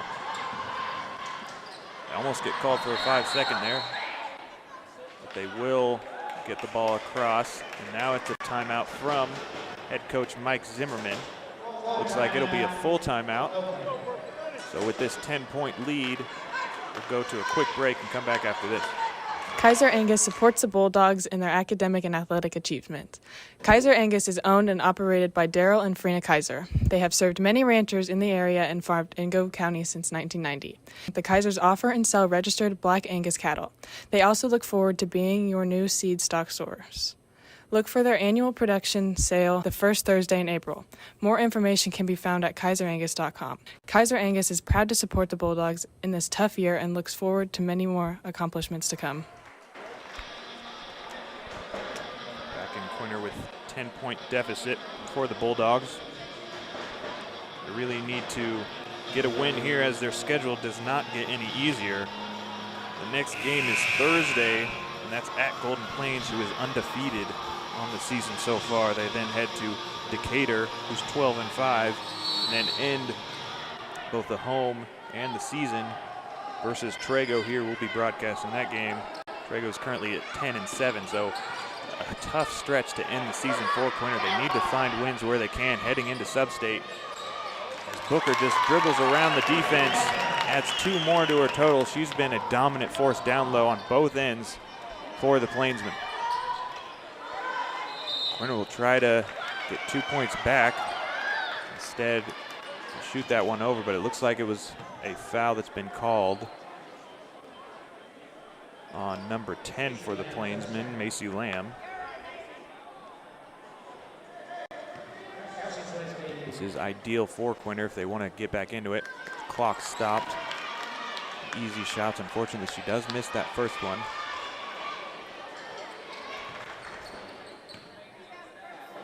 Second one is same, off the back iron, just like the first. She does get a rebound over to Kwasniewska in the corner for 3. She'll take that instead of those 2 free throws anytime. We have another call, or another timeout, excuse me, from Matt Havlis, as the Quinter Bulldogs cut into that lead again. We'll be right back after this. A healthy smile is the goal for every patient at Blackwood Family Dentistry. For over 18 years, Dr. Blackwood and his staff have been offering comprehensive care to patients of all ages. Dr. Blackwood is your hometown provider for all treatment options to maintain and restore your oral health. So if you are a new patient or want convenient family scheduling, make an appointment at Blackwood Family Dentistry, proud supporter of Bulldog academics and athletics.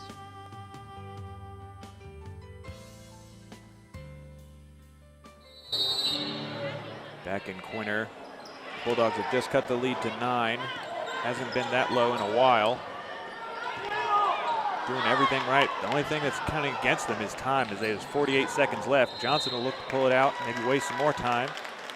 Instead, she'll get fouled. And as the Quinter Bulldogs have 10 fouls, she'll shoot 2 shots.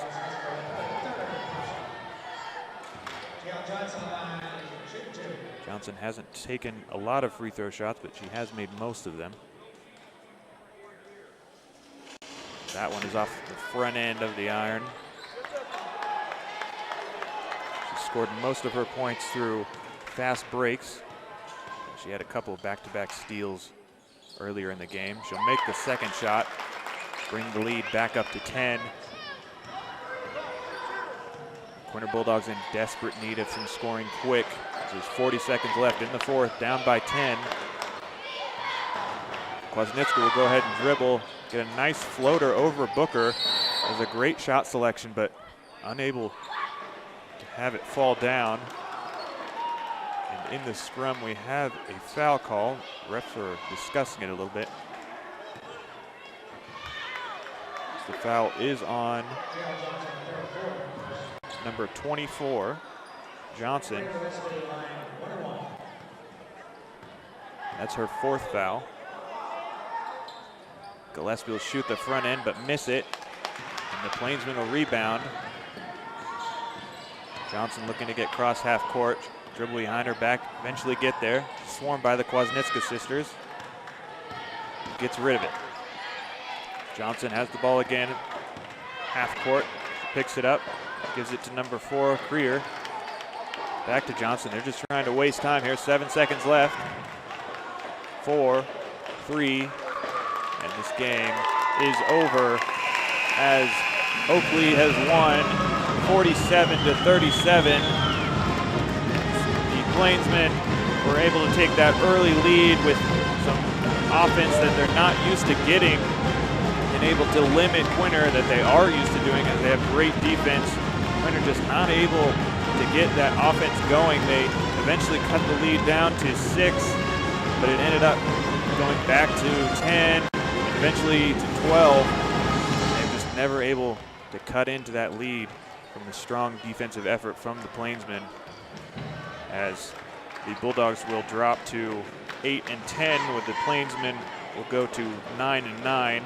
As I mentioned earlier, the Bulldogs' next game is Thursday at Golden Plains, 15 and 0, and we'll be back to broadcast their home finale versus Trago on the 22nd of February. The Oakley Plainsmen play Wheatland Grinnell on Thursday. Wheatland Grinnell is 11 and 5. Both teams have 3 games left heading into Substate. We'll be back after this with a quick analysis. Blue Stem Medical's primary care physicians, Dr. Michael Mackin, Dr. Doug Gruenbacher, Dr. Shelley Gruenbacher, Dr. Scott Rempel, Dr. Anna Rempel, and nurse practitioner Glenda Wheeler provide medical assistance for the entire family. Their amazing staff provides services for all ages, including OB, sick and well visits, televisits, physicals, immunizations, and minor procedures. Visit them at 501 Garfield Street in Quinter, or give them a call at 785-754-3333 to book your next appointment. Blue Stem Medical, delivering beneficial care for Northwest Kansas and a proud supporter of Bulldog athletics. Gove Community Bible Church, located in Gove, Kansas, is a Jesus-driven community that is proud to support the Quinter Bulldogs. We offer worship on Sunday mornings at 10:30 a.m. If you would like to know more about our church, visit our website at www.govecbc.com or download our Faith Life app from the QR code. Be sure to follow us on Facebook as well.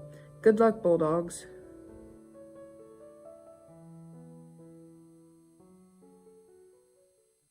Thinking snacks, refreshing sips?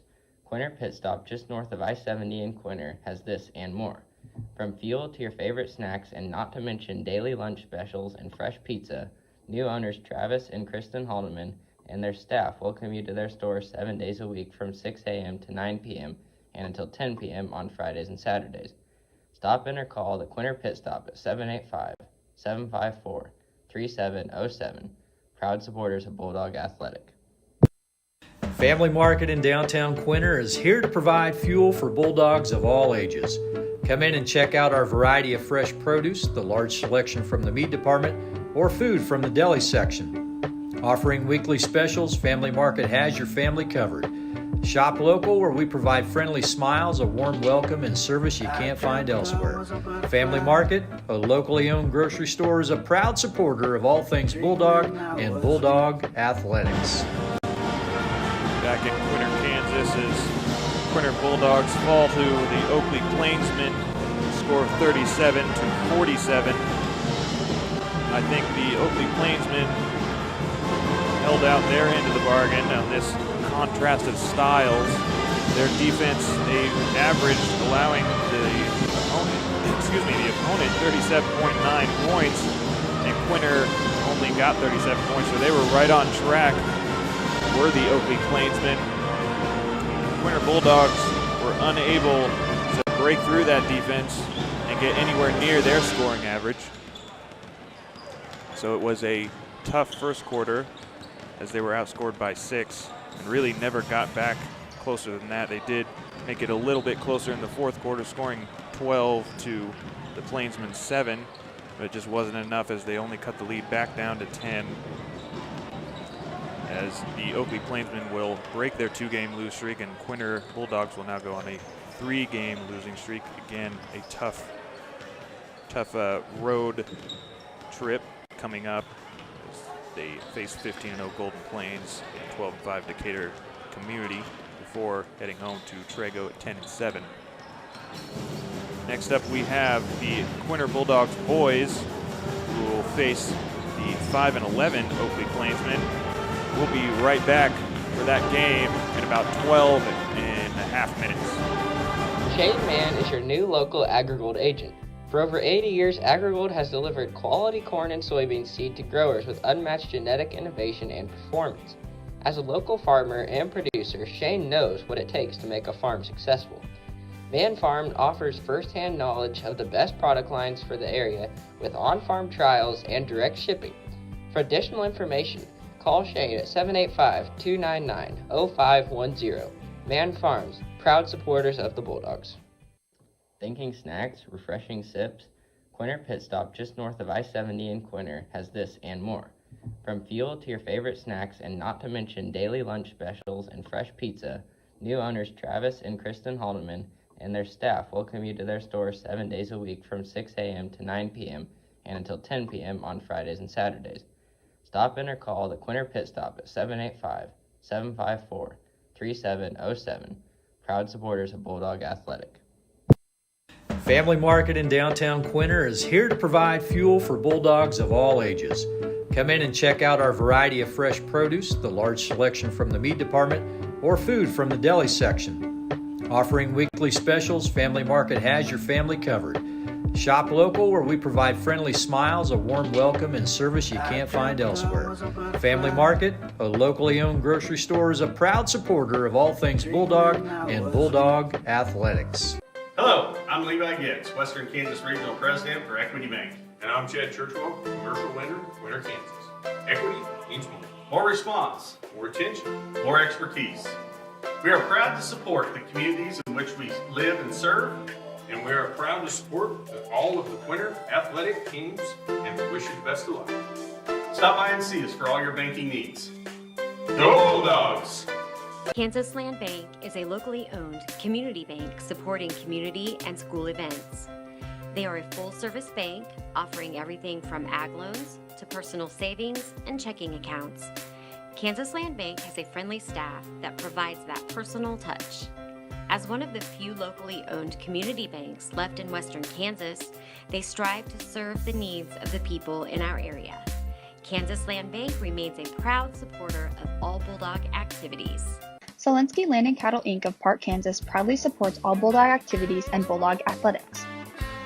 Kelly and Curtis are lifelong residents of Gove County and have farmed for over 30 years. They proudly run their family business. The Selenskys operate a small livestock feed yard while also growing wheat and corn. Keeping up with the best practices, they incorporate no-till farming in the operation to the greatest extent possible. Selensky Land and Cattle would like to congratulate the Bulldogs on the tremendous accomplishments of this year and wish them the best of luck. Kaiser Angus supports the Bulldogs in their academic and athletic achievement. Kaiser Angus is owned and operated by Daryl and Frina Kaiser. They have served many ranchers in the area and farmed in Gove County since 1990. The Kaisers offer and sell registered Black Angus cattle. They also look forward to being your new seed stock source. Look for their annual production sale the first Thursday in April. More information can be found at kaiserangus.com. Kaiser Angus is proud to support the Bulldogs in this tough year and looks forward to many more accomplishments to come. A healthy smile is the goal for every patient at Blackwood Family Dentistry. For over 18 years, Dr. Blackwood and his staff have been offering comprehensive care to patients of all ages. Dr. Blackwood is your hometown provider for all treatment options to maintain and restore your oral health. So if you are a new patient or want convenient family scheduling, make an appointment at Blackwood Family Dentistry, proud supporter of Bulldog academics and athletics.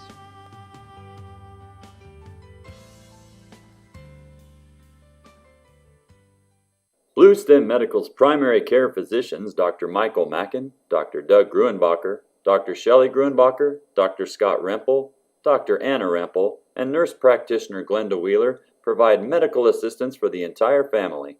Their amazing staff provides services for all ages, including OB, sick and well visits, televisits, physicals, immunizations, and minor procedures.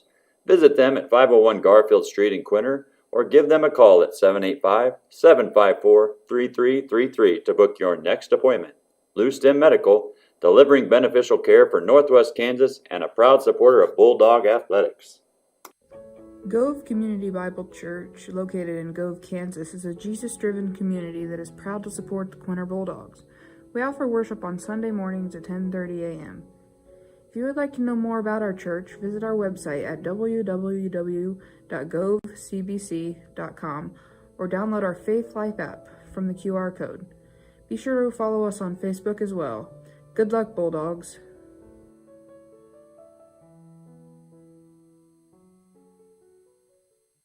Thinking snacks, refreshing sips, Quinter Pit Stop just north of I-70 in Quinter has this and more. From fuel to your favorite snacks and not to mention daily lunch specials and fresh pizza, new owners Travis and Kristen Haldeman and their staff welcome you to their store 7 days a week from 6 a.m. to 9 p.m. and until 10 p.m. on Fridays and Saturdays. Stop in or call the Quinter Pit Stop at 785-754-3707. Proud supporters of Bulldog Athletic. Family Market in downtown Quinter is here to provide fuel for Bulldogs of all ages. Come in and check out our variety of fresh produce, the large selection from the meat department, or food from the deli section. Offering weekly specials, Family Market has your family covered. Shop local, where we provide friendly smiles, a warm welcome, and service you can't find elsewhere. Family Market, a locally owned grocery store, is a proud supporter of all things Bulldog and Bulldog athletics. Shane Mann is your new local AgriGold agent. For over 80 years, AgriGold has delivered quality corn and soybean seed to growers with unmatched genetic innovation and performance. As a local farmer and producer, Shane knows what it takes to make a farm successful. Mann Farm offers first-hand knowledge of the best product lines for the area with on-farm trials and direct shipping.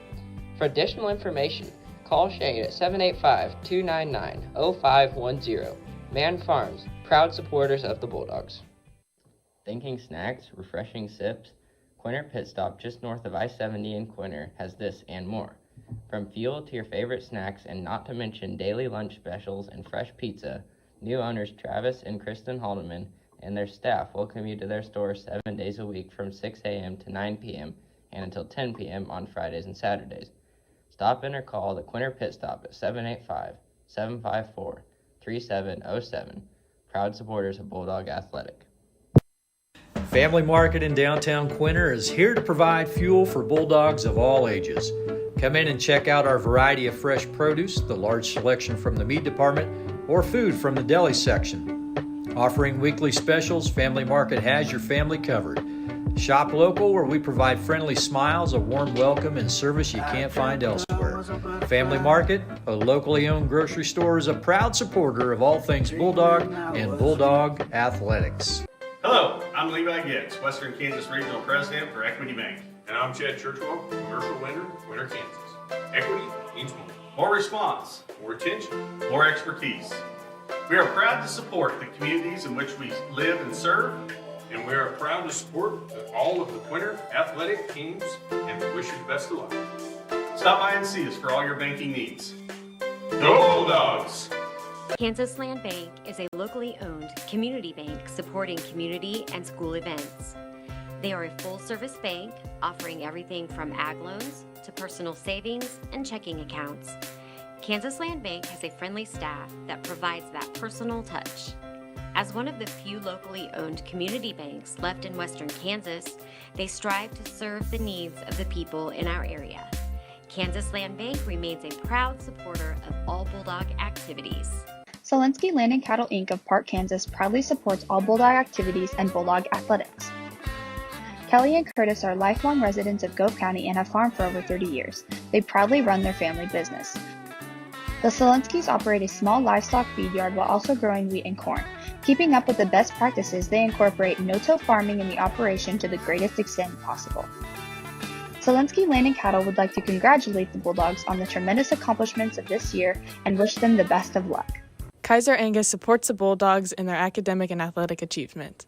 Kaiser Angus is owned and operated by Daryl and Frina Kaiser. They have served many ranchers in the area and farmed in Gove County since 1990. The Kaisers offer and sell registered Black Angus cattle. They also look forward to being your new seed stock source.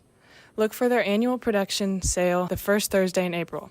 More information can be found at kaiserangus.com. Kaiser Angus is proud to support the Bulldogs in this tough year and looks forward to many more accomplishments to come. A healthy smile is the goal for every patient at Blackwood Family Dentistry. For over 18 years, Dr. Blackwood and his staff have been offering comprehensive care to patients of all ages. Dr. Blackwood is your hometown provider for all treatment options to maintain and restore your oral health.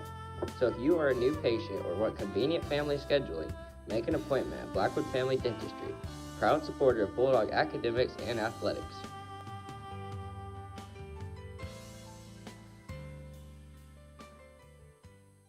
Blue Stem Medical's primary care physicians, Dr. Michael Mackin, Dr. Doug Gruenbacher, Dr. Shelley Gruenbacher, Dr. Scott Rempel, Dr. Anna Rempel, and nurse practitioner Glenda Wheeler provide medical assistance for the entire family. Their amazing staff provides services for all ages, including OB, sick and well visits, televisits, physicals, immunizations, and minor procedures. Visit them at 501 Garfield Street in Quinter, or give them a call at 785-754-3333 to book your next appointment. Blue Stem Medical, delivering beneficial care for Northwest Kansas and a proud supporter of Bulldog athletics.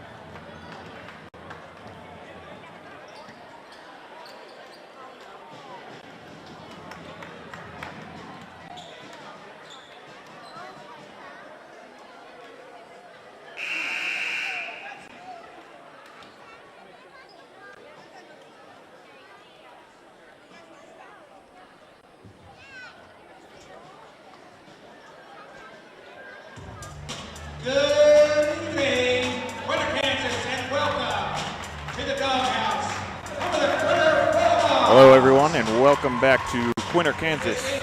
After the conclusion of the girls' game, we have the boys of Quinter High School going up against the Oakley Plainsmen. I'm Justin Davis, and still flying solo tonight as we wish all those crew members who aren't feeling very well to get well soon. While we had contrast in South for the girls' game earlier tonight, for the boys' game, we have a contrast in momentum. The Plainsmen are currently trying to work their way out of a 4-game losing streak, while the hometown Bulldogs are flying high on a 5-game win streak. Quinter has not only been winning games, but they've been dominating, winning by an average of 21.4 points during the last 5 games. Oakley, however, has been down by an average of 14.2 points in the scoring column during their loss streak. This is a great opportunity for Quinter to extend their win streak heading into sub-state, as they currently are the 3rd seed and face 2-11 Golden Plains, then 0-16 Decatur, before playing 13-3 Trego for the regular season finale. So the boys of Quinter could very well be coming into that Trego game on an 8-game win streak if they can win here tonight. We'll go ahead and get through the starting lineup for the Oakley Plainsmen. It'll be number 0, Braden Cunningham, number 3, Jackson Pfeiffer, number 12, Will Schmidt, number 13, Corbin Bachwinkle, and number 30, Ian Fink. Their head coach is Aaron Gardis. For the hometown Quinter Bulldogs, it'll be number 2, Eli Grunbacher, number 3, Kyler Johnson, number 10, Preston Havlis, number 21, Bradley Riedel, and number 24, Trevor Kaiser. They are, of course, head coached by John Christ.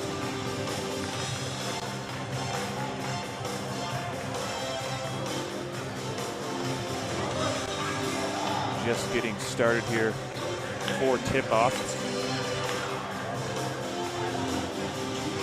This is both a contrast in momentum as well as number of players who play for each team. The Plainsmen only play an 8-man rotation, while Quinter runs through almost their entire roster on a nightly basis. We'll get started here. Plainsmen win the tip, and an early 3-pointer from Will Schmidt. He is a huge portion of the offense from the Plainsmen. He counts for 30.7% of the points from the Plainsmen, as Quinter answers back quickly with a 2-pointer, and then a great charge from Havlis, who's been playing phenomenally during this 5-game win streak. That's an early foul on Will Schmidt.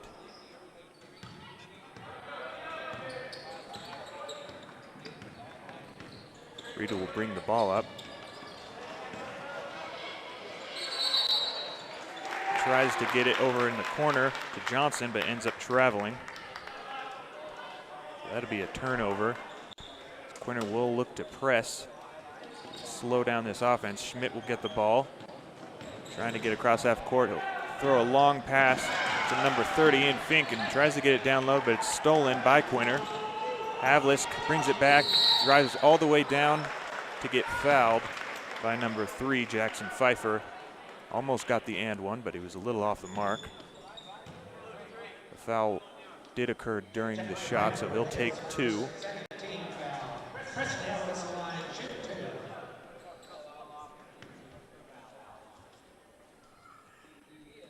Havlis scored that first bucket, and he'll make the first free throw. As I mentioned, he was scoring phenomenally during this 5-game win streak. He's averaging 17 points per game. He had 20 versus Wallace County and had 23 versus Western Plains. He does miss that second free throw.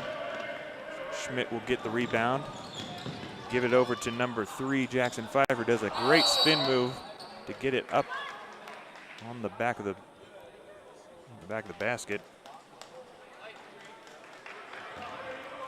Eventually is a foul called on number 3 for Quinter, Kyler Johnson. And a great pass from Schmidt down low to number 3, Jackson Pfeiffer. Uncovered man, easy basket, make the score 5-3 with 7 minutes left in the first.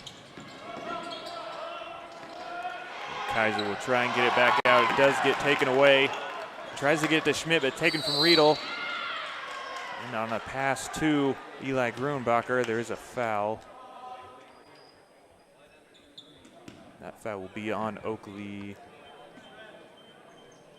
Let's see what number, number 13 it looks like. Corbin Bachwinkle, his first. Kaiser over to Johnson, down low to Havlis, he's wide open, but Oakley does recover and gets a nice block. Unfortunately, they turn it right back over. Quinter with the ball. Grunbacher down low, out to Havlis. Looks for three, but instead gives it to Riedel. He's dribbling against Will Schmidt. Grunbacher, a nice pass across the lane to Kaiser. He's unable to make that shot as it goes off the front end. Down to Havlis. Makes a great leap to be able to keep that in play. Gets rewarded with a foul by, looks like number 3, Jackson Pfeiffer. That's his second early in the first. And in fact, he'll sit down, and number 10, Josiah Annis, will check in. Preston was double teamed on that inbound play. And while Eli Grunbacher was trying to get free, there'll be another foul on Oakley, I believe. No, it was on Eli Grunbacher when he was trying to get free, offensive foul. So that'll be, excuse me, that was on Trevor Kaiser. Must have been off a ball foul. He'll get subbed in for Gus Bridges. He made a great return a few weeks ago. Ended up scoring 10 points a couple games ago. A long pass to number 10, Josiah Annis. He loses it out of bounds, though.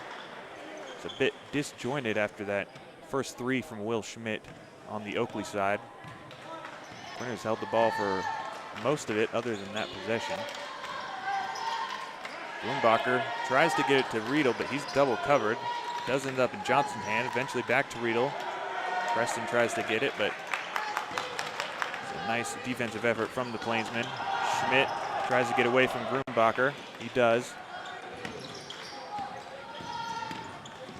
Number 0 will pass it in the corner for a three, but that hits off the mark. Johnson will hand it to Riedel. Havlis wants the ball down low. He's wide open. Fakes left, goes right. Doesn't like what he sees. Backs out to Riedel. Riedel drives with a nice and one play over number 10, Josiah Annis.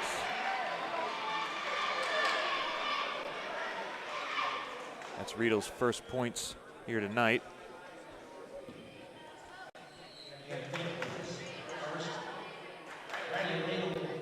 That foul was on number 30, Ian Fink, his first. Score is now tied as Riedel will shoot his free throw. Not able to convert the old-fashioned three. Schmidt to bring the ball up. They're looking to trap him as soon as he gets there, and he gets the ball away to number 13, Corbin Bachwinkle. Bachwinkle over to the corner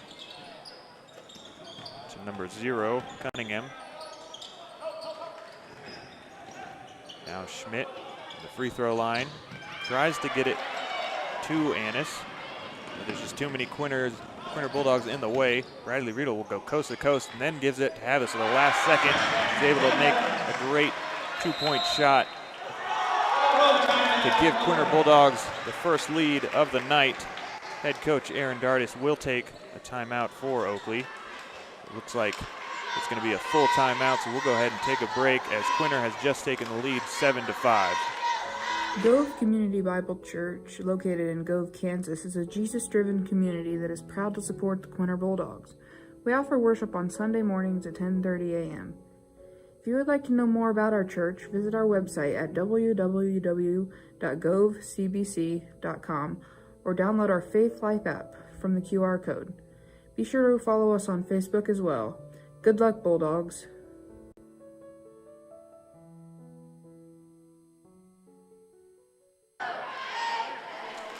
We're back here in Quinter, Kansas.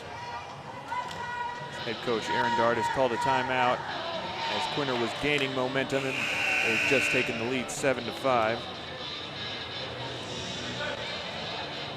Currently, Preston Havlis has 5 of the points, with Bradley Riedel scoring 2.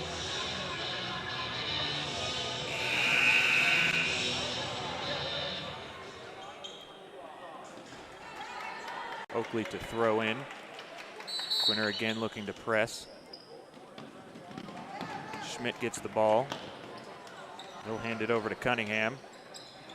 Eventually gets it to number 30, Ian Fink.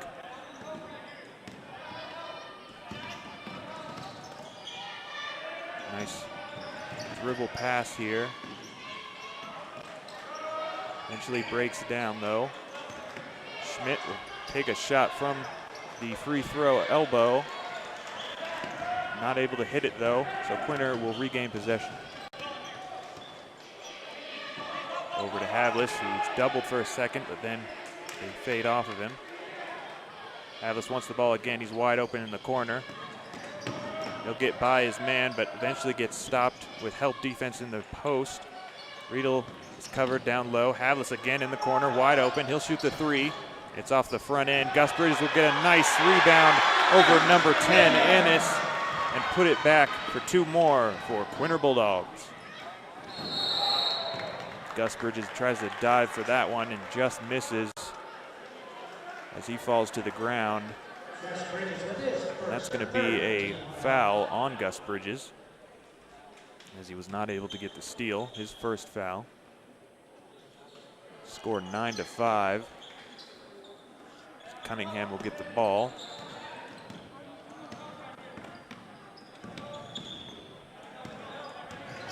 Tries to get it to outside to Fink. He misses. Havlis will recover. He brings it all the way down court, three-point line. Gets it to Grunbacher.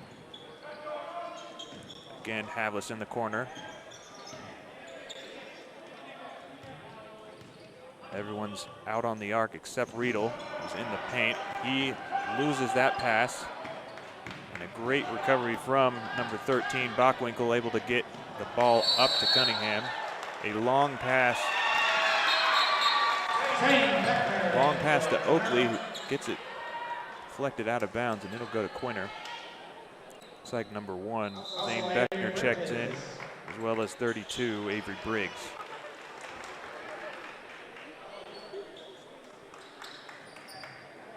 Zane Beckner will bring the ball up.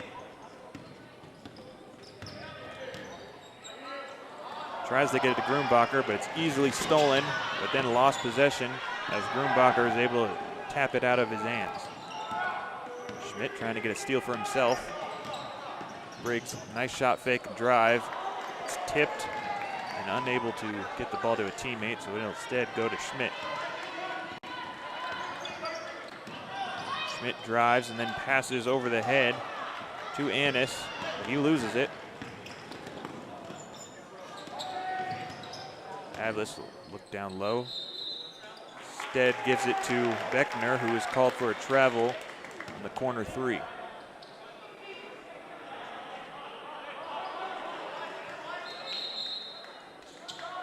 The Oakley ball to throw in, but instead John Christ will call a timeout.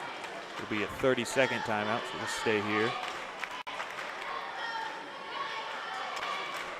After Quinter took the lead with the 9 points, they've not scored in the last minute or so. Neither team has. Been a bit of disjointed offense on both sides. For the Bulldogs, currently have 3 fouls to the Oakley Plainsmen's 5. We mentioned earlier that Bulldogs and the Plainsmen have contrasting styles, but they do have some heavy hitters offensively, as the Plainsmen will try and get Will Schmidt going. He scores 15 points per game usually, and Cunningham chips in with 11 of his own. Of course, for Quinter, we have Preston Havlis and Bradley Riedel, who are at the top of the scoring sheet most of the time for Quinter.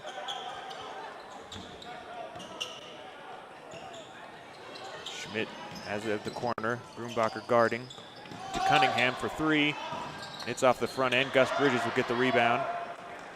Hand it to Beckner, who gives it to Briggs in the corner. Havlis really wanted that pass down low, but Briggs didn't get it to him in time, and Plainsmen will instead get the steal and the score as they cut the lead to 2 for Quinter Bulldogs. Beckner with it again, gives it to Briggs. Havlis heads to the other side of the court. He's open from three. He'll shoot it.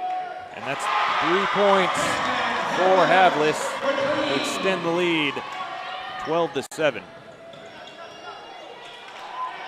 Schmidt with the ball again at the top.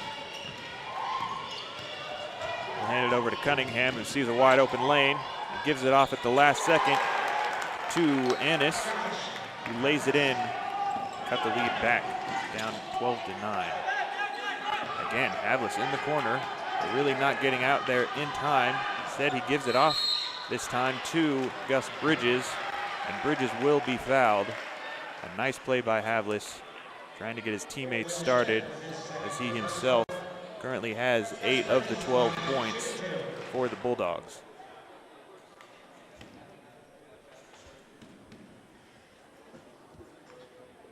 Gus Bridges a little bit hard on that one. Bounce off the rim. We have several players checking in for Quinter. Bradley Riedel and Kyler Johnson will check back in, as well as Trevor Kaiser.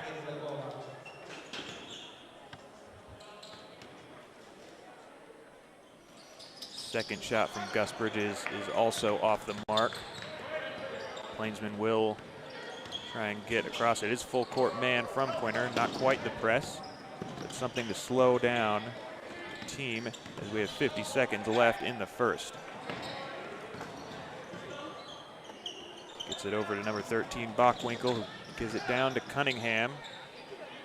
And a nice shot from number 30, Fink. And a great three-pointer to tie this game up with 30 seconds left in the first quarter. Riedel to Johnson. Spread offense with only Gus Bridges in the paint. Everyone else outside the arc. Riedel makes a cut to the free throw line. Now to Kaiser in the corner. He's stopped, but Riedel makes a nice cut down the lane and gets 2 more points, take the lead to 2 for Quinter with 10 seconds left in the first quarter. Cunningham gets the ball to a wide open Fink. He doesn't like the shot, so he'll get it back to Cunningham. 1 second left. He hoists one up from 3 and swish. A nice three-pointer from Cunningham to give the Plainsmen the lead, 15-14. We'll be right back with the second quarter. Drinking snacks, refreshing sips. Quinter Pit Stop just north of I-70 in Quinter has this and more. From fuel to your favorite snacks, and not to mention daily lunch specials and fresh pizza, new owners Travis and Kristen Haldeman and their staff welcome you to their store 7 days a week from 6 a.m. to 9 p.m. and until 10 p.m. on Fridays and Saturdays. Stop in or call the Quinter Pit Stop at 785-754-3707. Proud supporters of Bulldog Athletics. Back here at the Doghouse, just about to start the second quarter. The Bulldogs had scored 14 to the Plainsmen 15 after that buzzer beater 3 from Cunningham to end the first.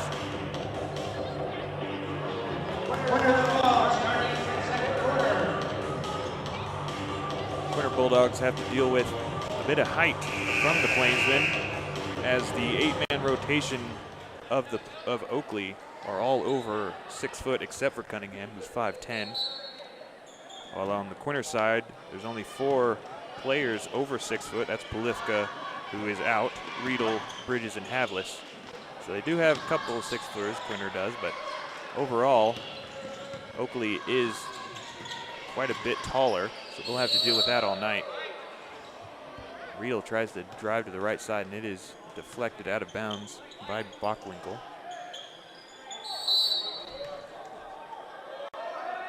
Quinter will get the ball to Johnson at the top of the key. Swings it over to Riedel. No one covers him. Eventually, number 3, Pfeiffer, will shade out to him.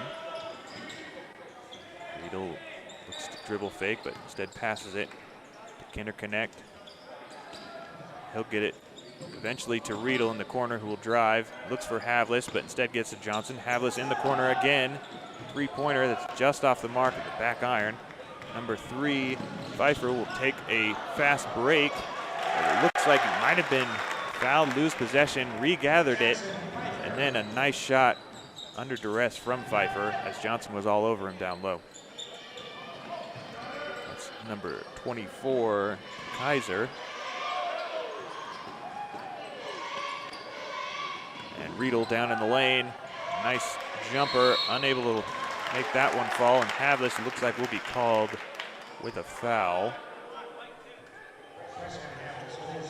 Yes, he will be called with a foul. That's his first.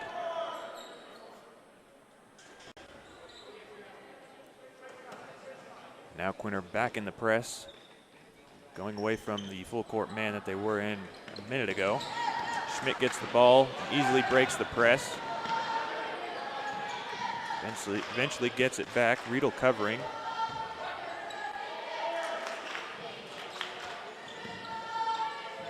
Nice pass to Pfeiffer down low. We'll try and just bully Kinderknecht.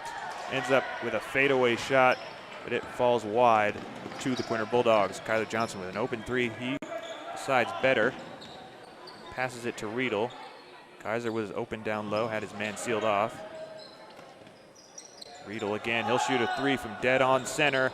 Hits off the backboard, goes around the rim a couple times, and then drops to give Quinter 17-point tie. Schmidt will shoot from the elbow, and that's just off the mark. A nice pass to Kinderknecht on the fast break, just ahead of number 3, Pfeiffer, but he's unable to finish, so Schmidt will bring the ball back up for the Plainsmen.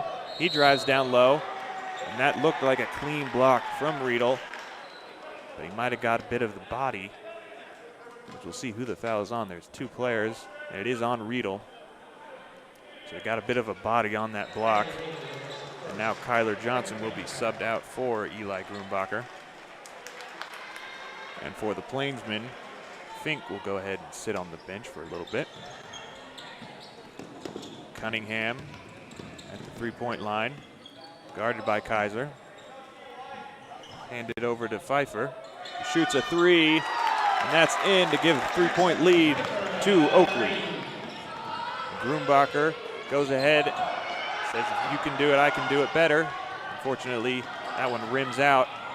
Oakley does lose possession, but no one's there to grab it. And that's dangerous play as he dives at the feet, hits Riedel. Eventually, Quinter gets the scrum, gets the ball from the scrum.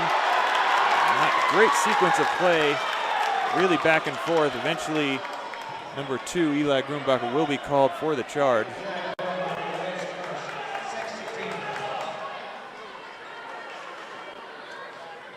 A lot of back and forth, a lot of turnovers and fast-paced play here. Great game so far. That'll go to Pfeiffer in the corner, who drives down low right past Kaiser. Unable to make that shot fall. He's pinned a little under the basket. And looks like as number 12, Kinderknecht, was going for that rebound. He gets hit in the face inadvertently from Pfeiffer, who was also fighting for the rebound. That was a tough bit of contact for Kinderknecht. It looks to be all right. So he'll stay in the game. But Kaiser will check out for number 45, Lakin Getz. And Pfeiffer, who just got that foul, he'll sit down. As Kinderknecht will take the first free throw, and that's just off the mark, but he does get his own rebound. Gives it to Havlis down low. Goes up for the shot, but before he takes that shot, he is fouled by Will Schmidt, who asked for an explanation from the referee. And that's Schmidt's 3rd personal foul. That's a big loss. So he looks like he's going to come out of the game. That's a big loss for Oakley. As I mentioned earlier, he accounts for 30.7% of the team's scoring and 37.6% of their assists. So he's really who the offense is run through for the Oakley Plainsmen. As Havlis will make that first free throw. He now has 9 on the night. Riedel in second on the scoring sheet with 7.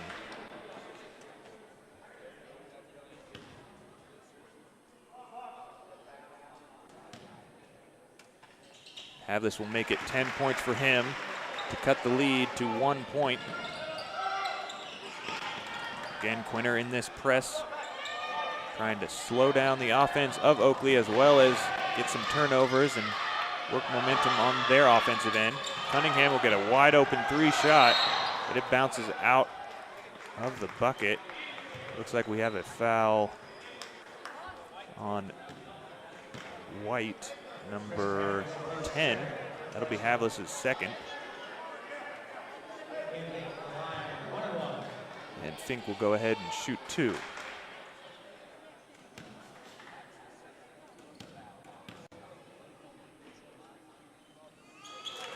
Looks like that was a 1-and-1. He'll make the front end.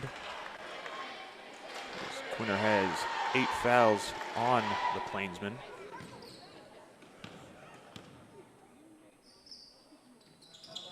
And the second one is off on the left side. Quinter does get the rebound. Now Oakley trying to trap, but a little bit half-hearted trap, just trying to slow down the fast break offense of Quinter. Eventually they'll fall back into a bit of a zone here, and a nice shot from Havlis in the corner. For 3 more points, gives Quinter the 1-point lead, and a great steal. Looks to take a couple big steps as number 13, Bockwinkel, tries to get a block, but instead gets a foul. Great sequence from Havlis, who has been lighting it up in this 5-game win streak. Just been doing it all. Recently took the scoring lead from Riedel. And he'll add one more to make a great 3-point play, and he's all hyped up over there on the Quinter bench. Coach Aaron Dardis will take a 30-second timeout, as his Plainsmen are now down 4 in the second quarter. They are in the bonus, but as long as Quinter is able to make these steals and this fast break offense, they can stay out of foul trouble, prevent Plainsmen from making those easy shots. We'll go ahead and get another sponsorship in here. Kendra Barnes at Farm Bureau Financial Services, Blue Stem Medical, Blackwood Family Dentistry, Kaiser Angus, Solensky Land and Cattle Company, and Smoky Hill Ag, serving Lane, Logan, and Gove counties. Back here in the doghouse, Quinter really trying to stifle the Plainsmen offense. Has been working last few minutes, as that is a turnover. Cunningham trying to get it back to Bockwinkel, but it goes right through his fingers. And great position for Quinter as they get the ball on their end of the court. Throws to Havlis. He wasn't quite ready, but he's ready now. He does get the ball. He's in the corner. Kinder Connect looking to drive. Dishes the ball to Riedel, wide open in the corner 3. That's just off the front end. And we do have a foul off the ball on number 45, Lakin Getz. Oakley is in the bonus, as I mentioned earlier, so they'll shoot 1-and-1. This is Bockwinkel at the free throw line.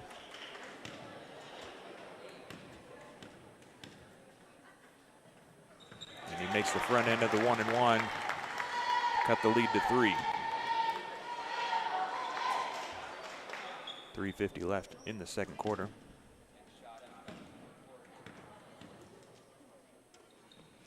And the second shot is good as well. Riedel throws across half court to Grunbacher. Grunbacher tries to get it back to Riedel, but it's deflected, and Plainsmen will get the turnover.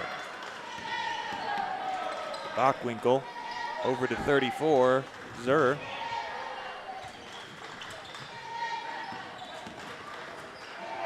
Eventually it's back to Cunningham in the corner with Kinder Connect guarding. Big screen from number 15. Gets Cunningham wide open for a nice layup. And now it's all tied up 25-25 with 3 minutes remaining in the second. Riedel makes a nice move past the defense, but ends up getting fouled by that 15 I mentioned earlier, Craig Kuhlman.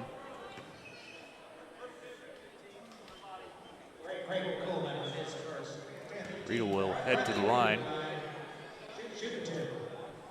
These are his first free throws of the night.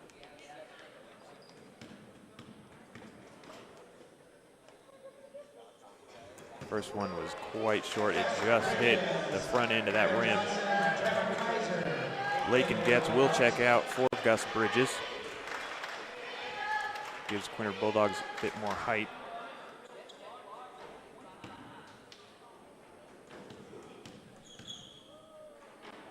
Riedel on the second, again, short. Not quite finding the bucket. Did hit a 3 earlier, but free throws haven't really fallen so far.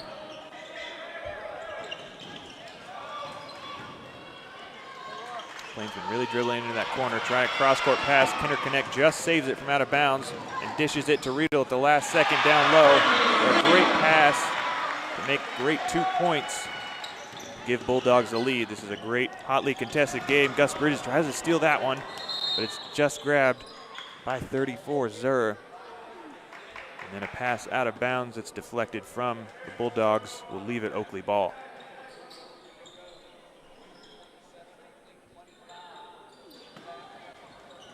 Inbounds down low, an easy bucket for number 13, Bockwinkel. No one covered him. He walked right in the lane, hit it off the backboard for 2 points, make it all even again. Looks like that foul might be on number 15 for the Plainsmen. And it is. That is his second. That foul was on number 24, Kaiser. He'll try and give Bulldogs the lead again.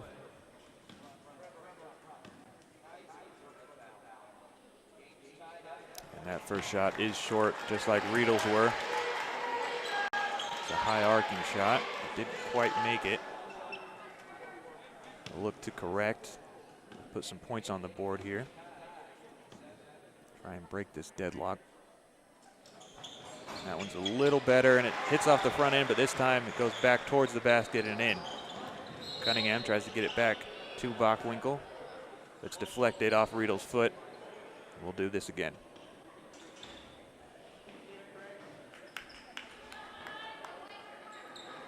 Back to Cunningham again. This time he'll send it over to 34. We'll try and get it back down cross court, but it's deflected. Riedel toss it to Quinter Connect in the corner, wide open for a 3. It's off the back end, tries to bounce in, but doesn't get there. Bridges gets a nice rebound. Eventually it's to Riedel in the scrum. Unable to get the points. Kaiser tries to get the rebound. He gets hooked by Cunningham and gets thrown to the ground.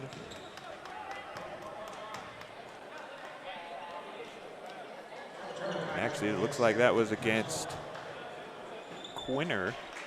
Yes, that was against number 24, Kaiser. And it looked like in that scrum, he might have got a bloody nose. He rushed off the court with a towel to his face. The Lakin Getz will go ahead and check in for him. Bockwinkel will go ahead and shoot that front end.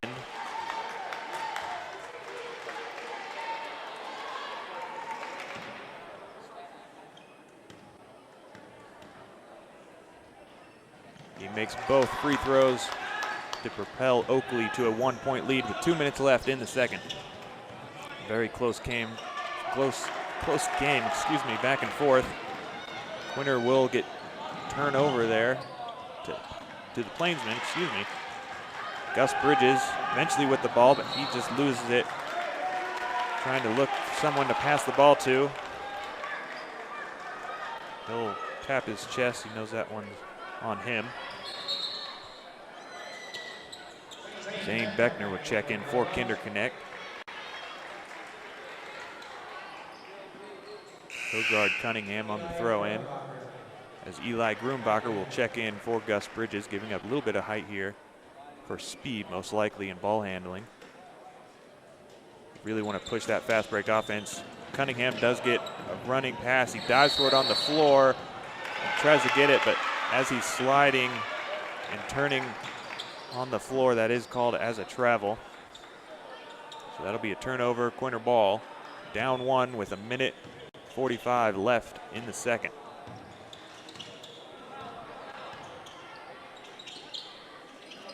Johnson in the corner for 3. It's off the front end. Riedel gets a piece of it down low, but eventually it goes to the Plainsmen. Cunningham trying to get down on the other end of the court, but no one's there to pass the ball to, so instead he'll hand it off to number 30, Fink. Shoots a two-pointer. It was just inside the three-point arc, so it would only be 2 shots as he was fouled on the play. Number 24, Kaiser, has just walked back to the bench. Plugs up his nose. It looks like it was a bloody nose. He seems to be doing all right. Number 4, Ethan Grumbacher, will check in for his brother Eli.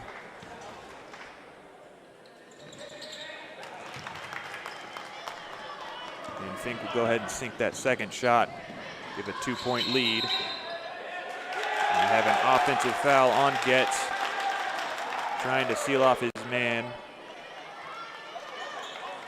He's an aggressive player down low. He loves to bang bodies and trying to get position, get those easy buckets or the great pass. He is a good passer down low.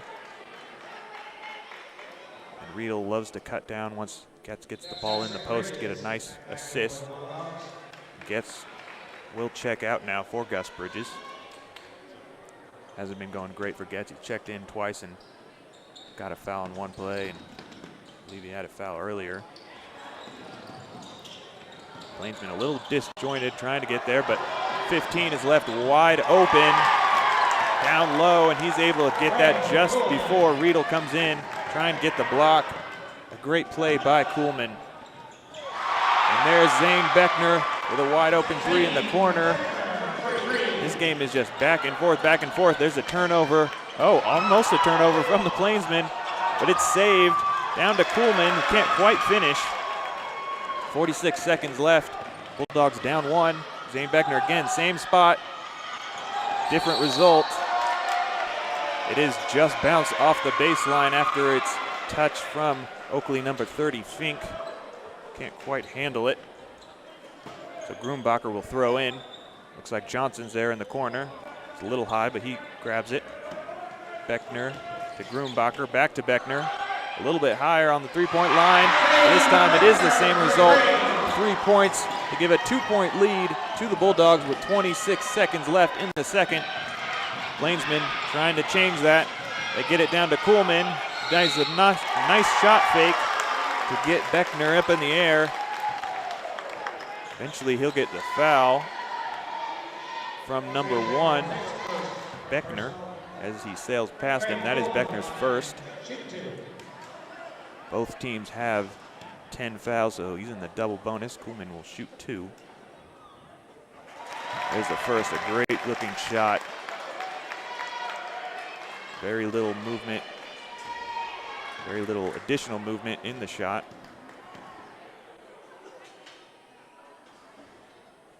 Nice spin of the ball, it's a great looking shot. There's the second free throw to tie this game up again. 34 all with 15 seconds left. Great game here tonight.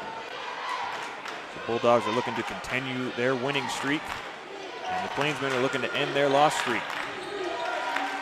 Beckner again open from 3. That one's a bit wide, but Johnson will try and get an alley-oop putback. Instead, that goes over, and we are all knotted up here at halftime, 34 all. We'll be right back with some halftime analysis. Family Market in downtown Quinter is here to provide fuel for Bulldogs of all ages.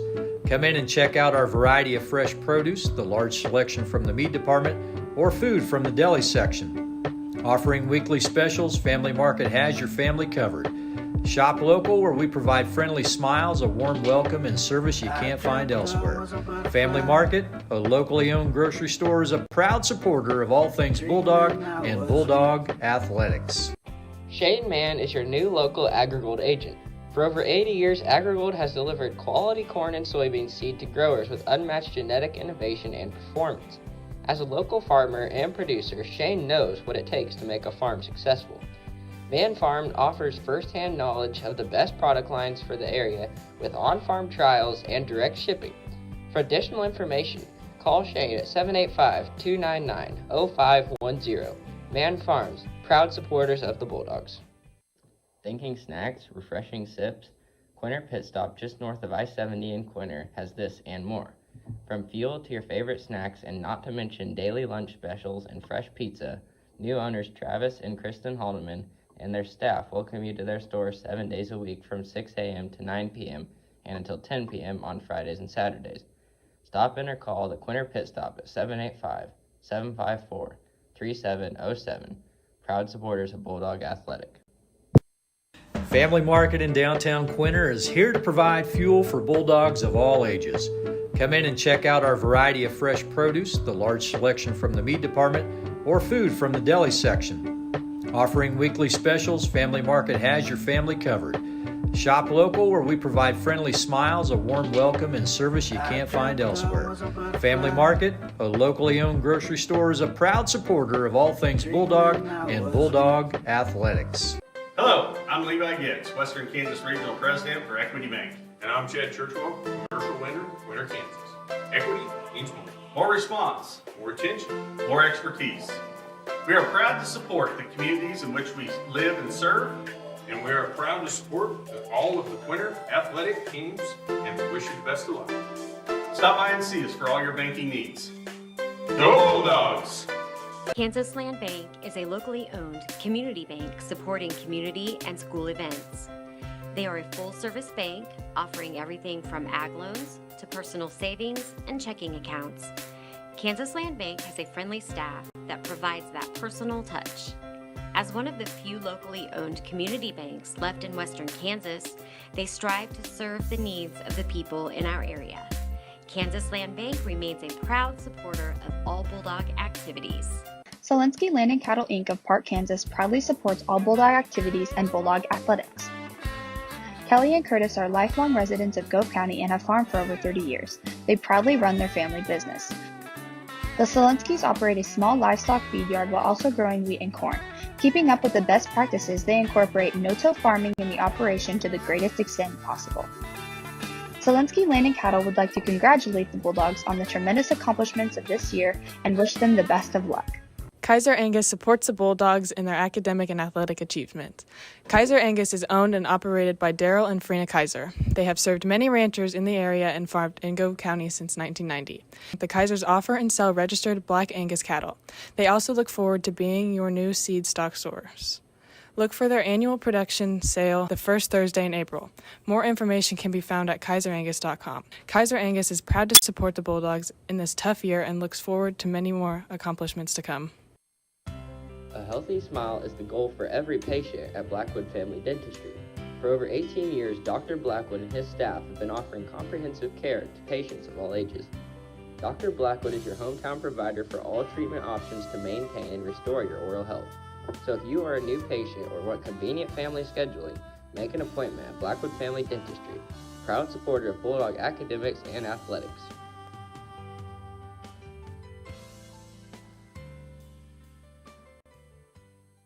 Blue Stem Medical's primary care physicians, Dr. Michael Mackin, Dr. Doug Gruenbacher, Dr. Shelley Gruenbacher, Dr. Scott Rempel, Dr. Anna Rempel, and nurse practitioner Glenda Wheeler provide medical assistance for the entire family.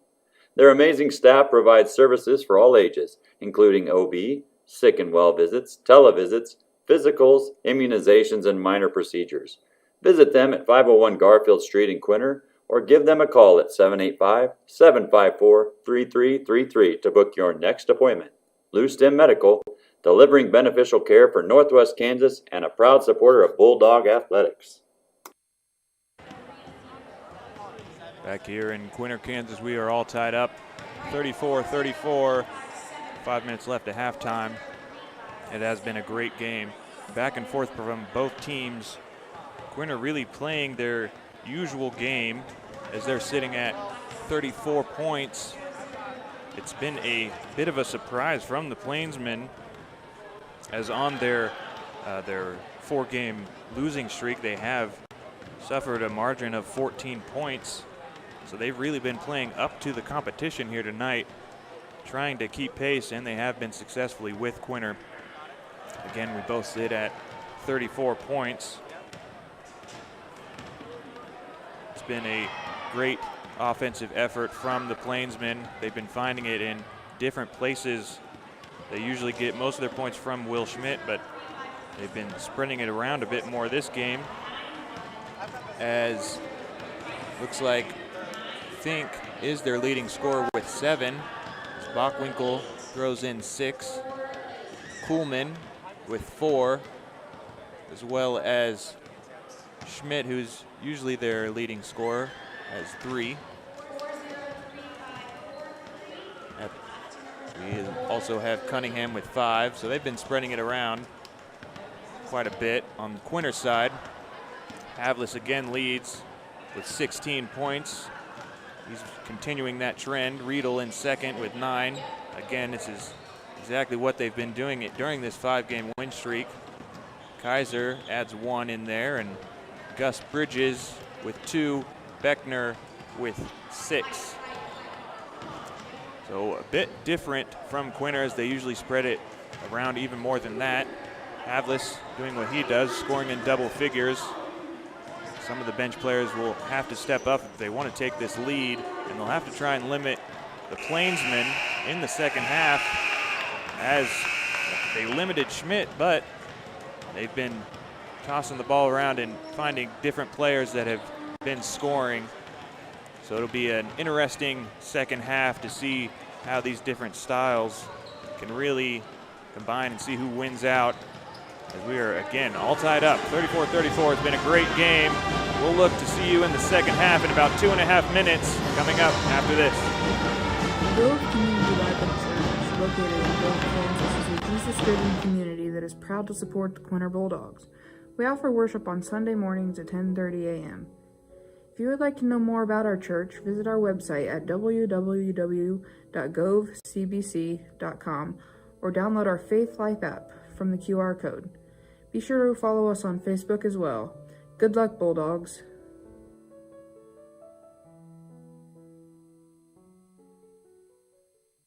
Thinking snacks, refreshing sips?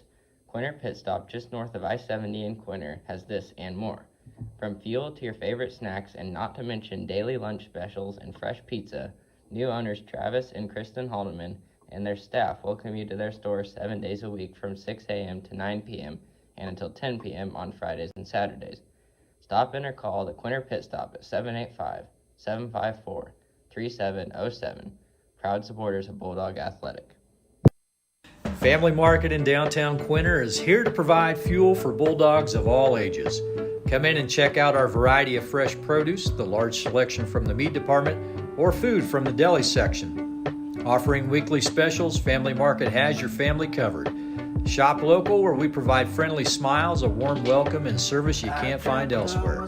Family Market, a locally owned grocery store, is a proud supporter of all things Bulldog and Bulldog Athletics.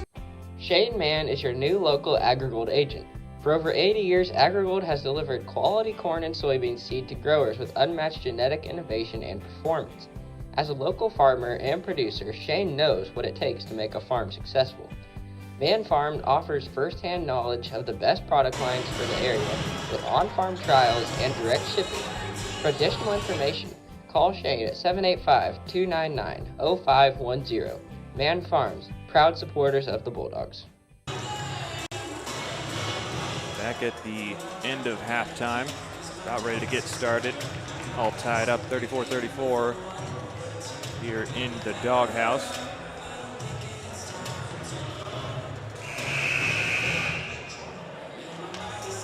Ready to get started.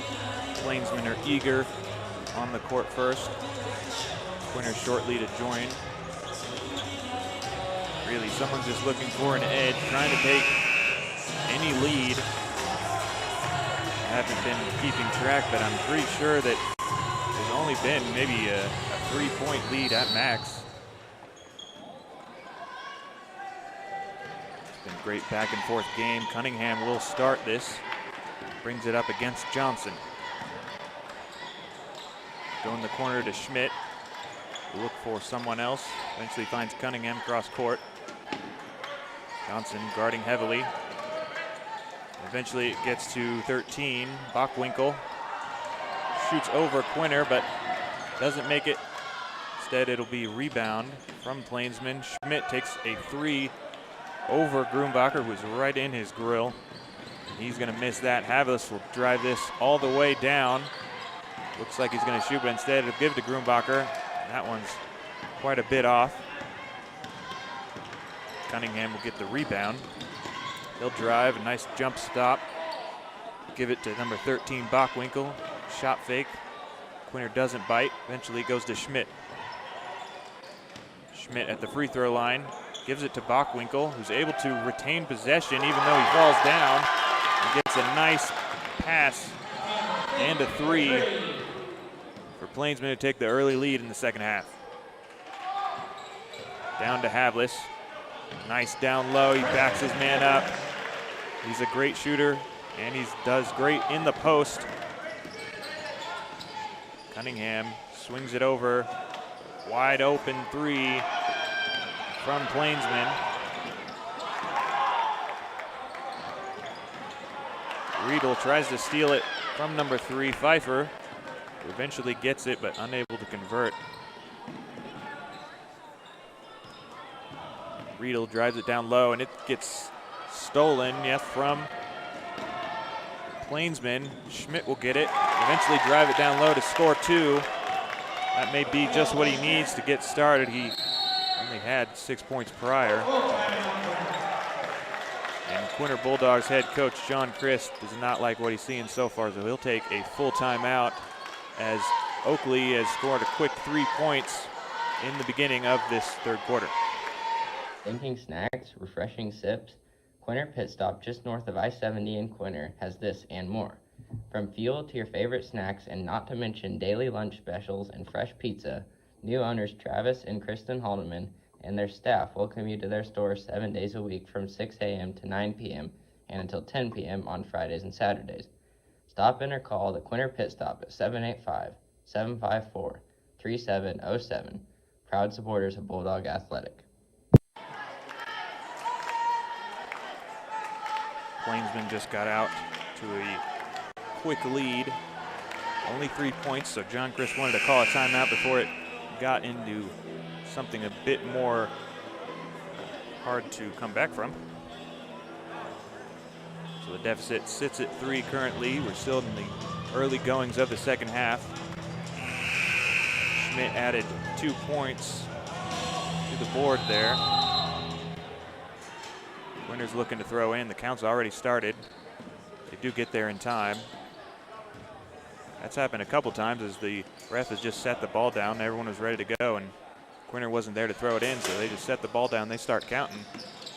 Quinter has been able to get there both times, though. Been a little off balance on the throw-ins. They'll get it to number 24, Kaiser, in the corner. He'll throw it cross court to Grunbacher. Fadeaway three a little bit. Just off the mark. Have a bit of a battle down low for the rebound, and it ends up a jump ball. Number 12, Kinder Connect, will check in for 2, Eli Grunbacher. Kinder Connect to throw in. Plainsman all facing the inbounder, and it pays off as Schmidt gets a steal. Schmidt will throw it at Cunningham. Johnson saw it all the way, but he doesn't get the steal. Instead, play good defense. And Schmidt will just shoot it over the shorter Kinder Connect for 2 more points. If he gets started, that spells bad news for Quinter. Preston Havlis, he'll add to his scoring total as he gets right down the lane.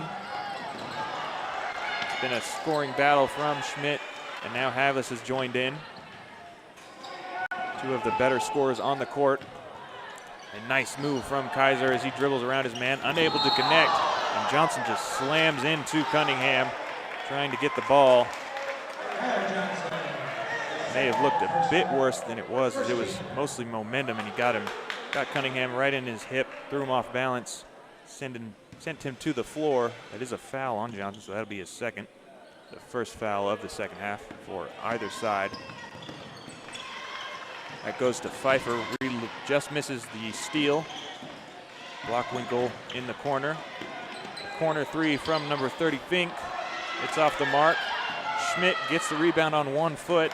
Doesn't even put his second foot down as he takes a shot, but since it was off balance, he misses it. Cunningham gets a deflection out of bounds, but it'll stay Quinter ball. Johnson to throw in. But before that, Zane Beckner will check in. Beckner will throw in instead.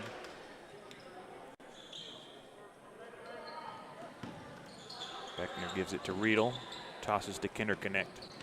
Kaiser looking down low as Riedel cuts through the lane. Havlis again open from the corner three. That one a little too wide. Riedel gets a nice deflection that eventually gives it to Kinderknecht, and then right back to Riedel, the wide open two-pointer. Very interesting play. They could have called a foul on Riedel, but they deemed the contact not enough. Eventually it gets to Pfeiffer for the Plainsmen. Pfeiffer will dribble down low, jump to the side of Kaiser. And he'll shoot two from the line. It looks like that'll be a foul on Quinter 24, Kaiser, with the block. That's Kaiser's third foul.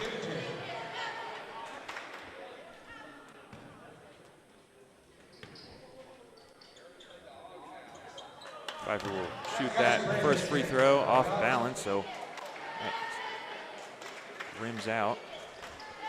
And number 11, Gus Bridges, will check in for Kaiser, who had 3 fouls. And the Plainsmen unable to connect on either free throw. Pfeiffer misses both, unable to add to their 1-point lead. They do get a turnover from Beckner. Cunningham has it now. Number 13 wide open down low. No one covered him. Eventually Kinderknecht does recover, but it was just a miss by 13 of Oastman. He'll bring it down. Kinderknecht will, and score 2. Again, things not changing. A lot of back and forth offense from both teams. It's an exciting game. Pfeiffer from 3 gave him a little too much room, but he missed it. Cunningham looking for someone. He finds Schmidt, who again will shoot over the shorter Kinderknecht. They might want to swish off on someone taller. It's not Kinderknecht's fault. He's playing great defense.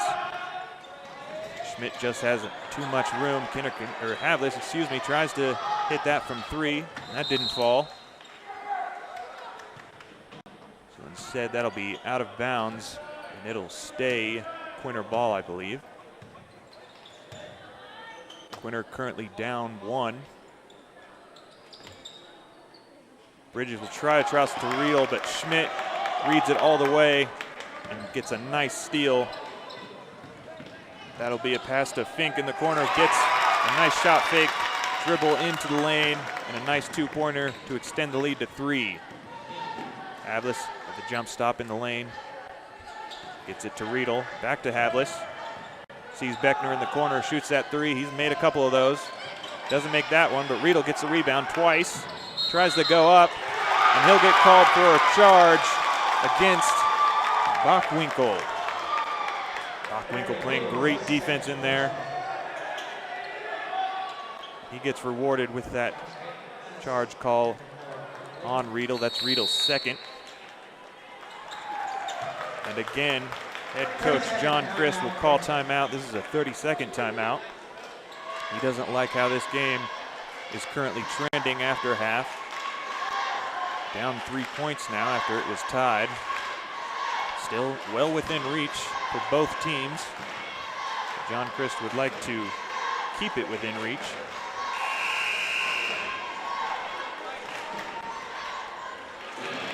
Plainsmen finding their usual offense as Will Schmidt has put a couple in. We'll see if that continues or if they need to rely on their bench a little bit more like they did in the first half.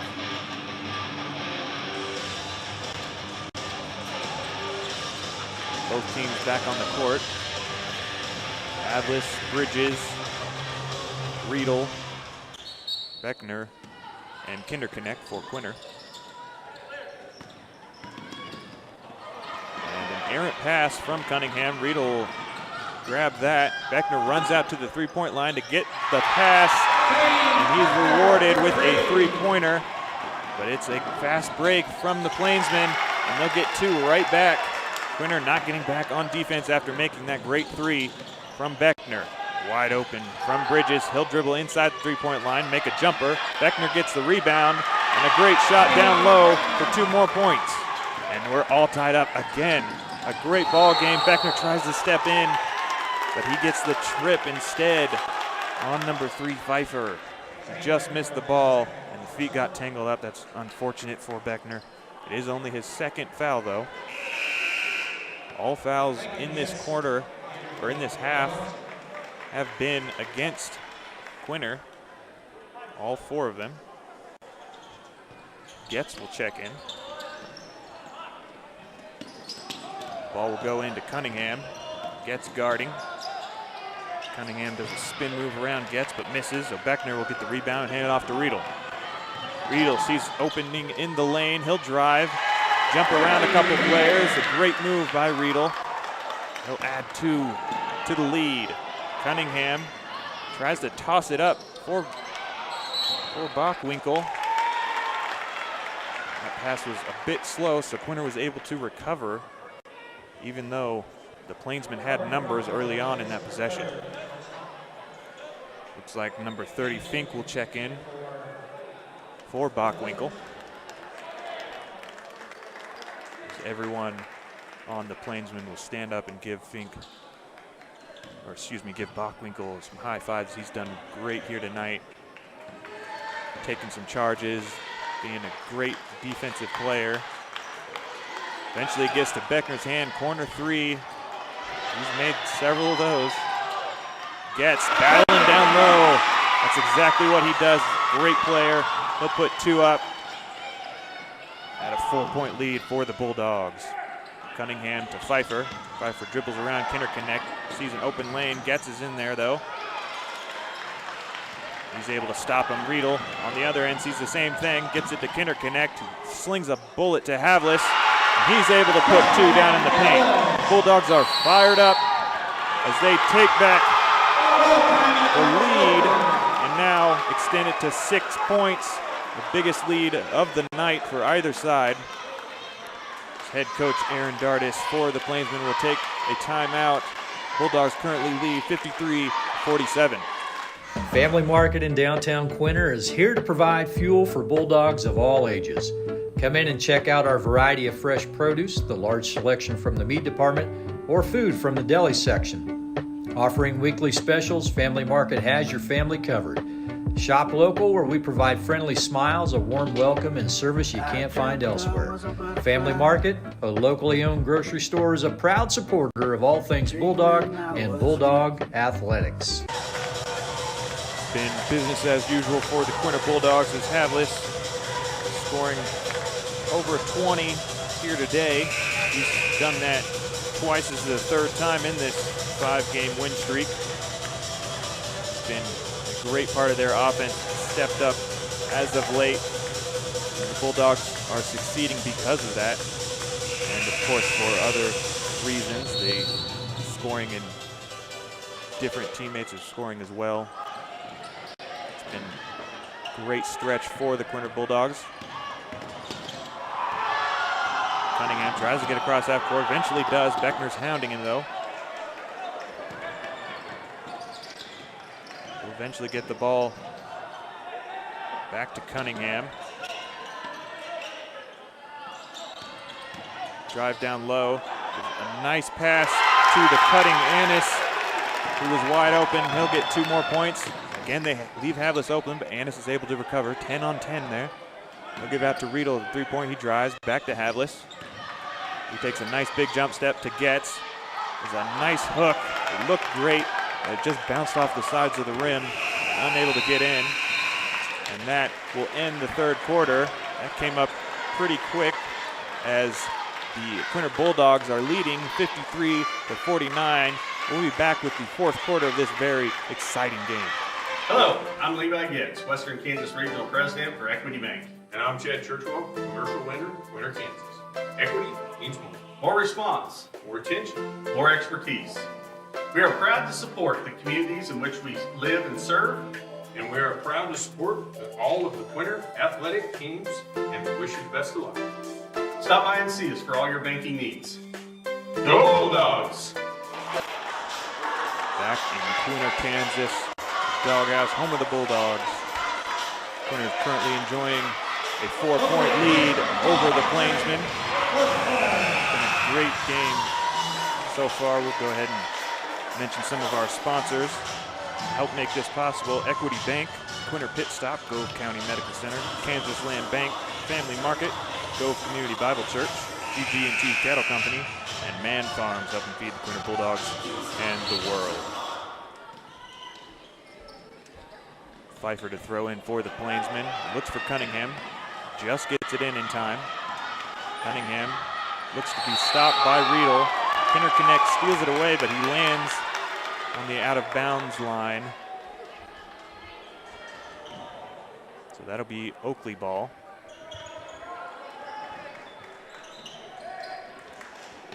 Schmidt tries to make a cut, but Quinter Connect has him guarded well. Getz comes out and snaps it away from number 30, Fink. So that'll be a great turnover from Getz. Just pokes it in as he's running past him. Getz tries to goes up and gets fouled by Bockwinkel, and he is pumped. He's a great energy player.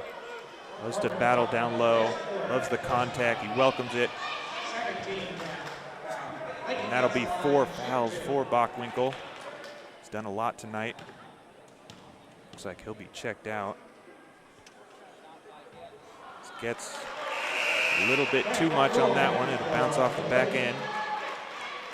Number 15, Craig Kuhlman, will check in.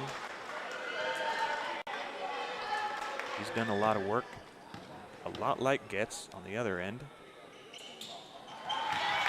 Speaking of Getz, he'll make that second shot. The lead is now 5 for the Quinter Bulldogs. Schmidt was behind the back, but Quinter Connect grabs it, gives it to Riedel, who's wide open. No one even on that half of the court. And Riedel will add 2 to the lead for the Bulldogs. The Plainsmen need to do something if they want to stop the Bulldogs and have a chance here in this final quarter. Fink looking down low, gives it to Kuhlman. Gets us right there next to him. Fink shoots a 3. It's wide. Havlis gets the rebound, but falls down. Eventually gets that, and Riedel will grab it. He'll kick it back out to Grumbacher. Misses the 3 just wide. Bounces off the rim, and Schmidt gets the rebound. He'll bring it all the way up. Gives it to a wide open Fink. Havlis wasn't out there. That's not good though, as a pass down to Quinter Connect is just out of reach. That'll be a turnover. Right back to the Plainsmen. Number 1, Zane Beckner, will check in, as well as number 24, Kaiser, for the Bulldogs. Johnson will also check in for Havlis.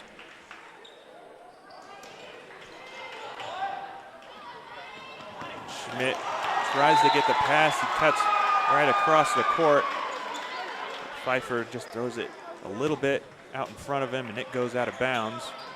So now it'll be Quinter ball right under their basket. Great position for Quinter. Currently up 7, looking to extend that lead. Grumbacher gives it right in front of him to Riedel, who drives baseline but gets fouled before the shot. And in fact, looks like a foul on Quinter. It is a charge on 24. Schmidt with the ball. Gives it to Fink. Looks down low to Kuhlman, who has his man sealed off. But instead, it will be a foul on Johnson. Blocking foul. Havlis will check back in. Excuse me, that was not on Johnson. That was the 5th foul on 24, Kaiser, who has fouled out. And a great pass to Pfeiffer, who is cutting down the lane. He doesn't get the 2 points, but he will get the foul. We'll see who they call that on. It is on Riedel, that's his 3rd. And a little bit of trouble, but there is only 6.5 minutes left. He'll definitely keep Riedel in. Pfeiffer will miss that first shot off the back end.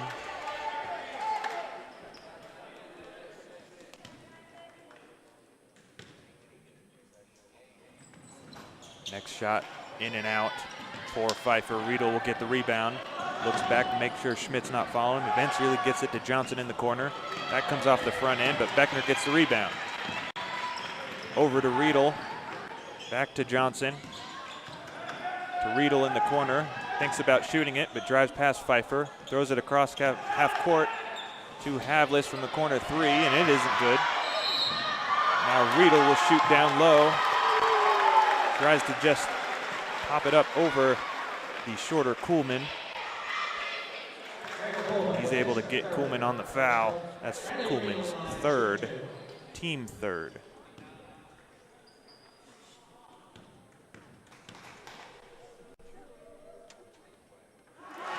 Riedel will sink that first shot, make it an 8-point lead.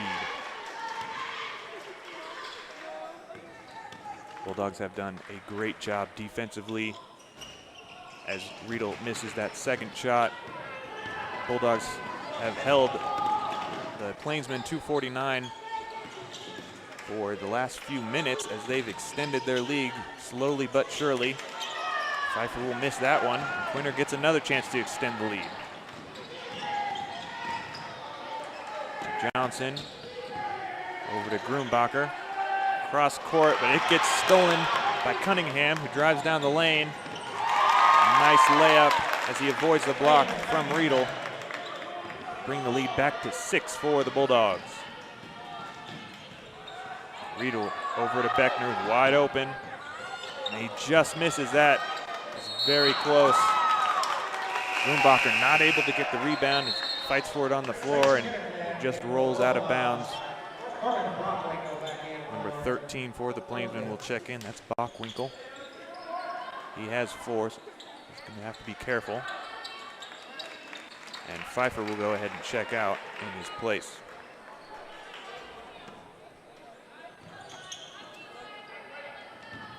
They get the ball in to Cunningham. Tries to get it back to Bockwinkel, but Riedel reads it, and he'll take that pass. Gets to Havlis in the middle of the lane. Riedel pulls it out, trying to waste a little bit of time while still maintaining their momentum. Ball tries to get to Riedel, but Schmidt reads it, gets a nice steal and 2 points.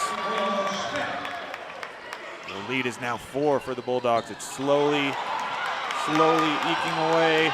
Cunningham gets another steal. As it tries to run down, and he gets an and one. Riedel will try to take the charge. Instead, he was moving. That'll be a blocking foul for Riedel, and that's his 4th foul. He's really upset about that one. He's just trying to stop Cunningham from capitalizing on that fast break. And Cunningham's shot will hit the front end of that and then bounce off the top of the backboard and in. You don't see that every day. Cutting the lead to 3. Cunningham's second shot off the front end. That one stays out. Kinder Connect loses it off his foot, so that's a turnover.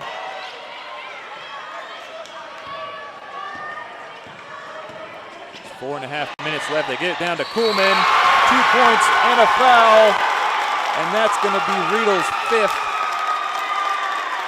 A huge blow to Quinter and a huge boon to the Plainsmen.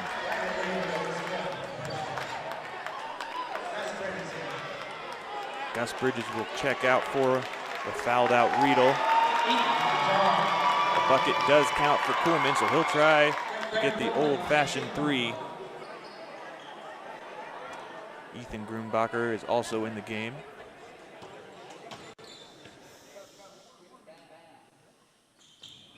And Kuhlman almost sinks that, but it rims out. And Schmidt gets the rebound and the foul. This Oakley crowd is fired up as they were down quite a bit, and now they've come back to within 1. We do have a full timeout. As I mentioned, the Plainsmen are only down 1. We'll be right back after this. Kansas Land Bank is a locally owned community bank supporting community and school events. They are a full-service bank offering everything from ag loans to personal savings and checking accounts. Kansas Land Bank has a friendly staff that provides that personal touch. As one of the few locally owned community banks left in western Kansas, they strive to serve the needs of the people in our area. Kansas Land Bank remains a proud supporter of all Bulldog activities. It's a great atmosphere here in Quinter, Kansas, as we have a close game all the way to the end here. If you'd like to be a part of this, we do need volunteers to take gate, run the clock, and keep scorebooks in. We're willing to train. If you would like to help, please contact the high school. Bulldogs currently enjoying a 1-point lead, but the Plainsmen have all the momentum. And Riedel, one of the leading scorers for the Bulldogs, has fouled out. Quinter might have an uphill battle to maintain the lead.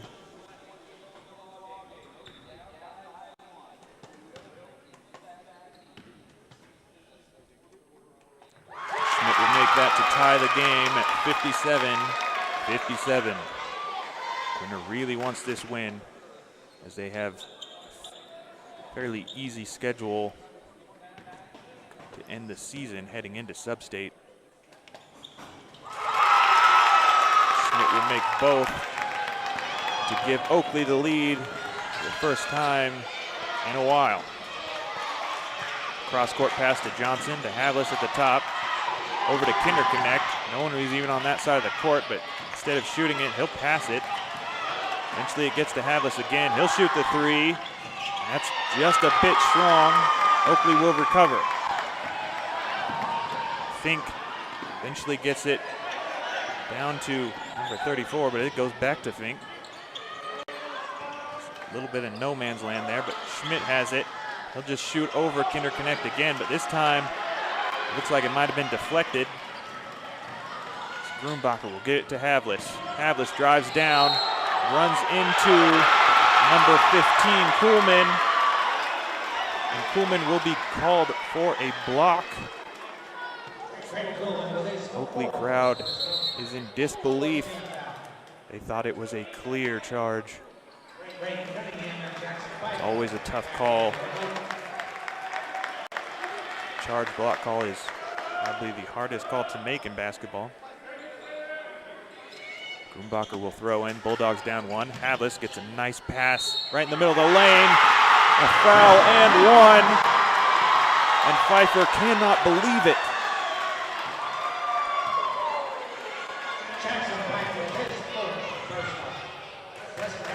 That is Pfeiffer's fourth foul, and the Bulldogs have retaken the lead.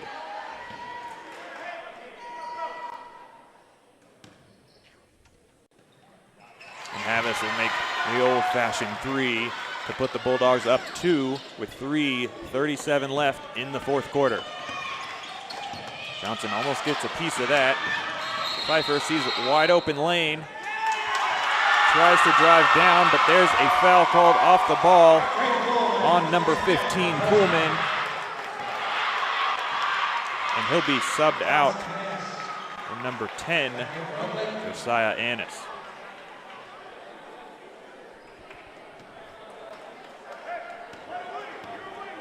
Bulldogs with a 2-point lead, looking to extend it, give them some breathing room, as Oakley has shown that they can come back in this game.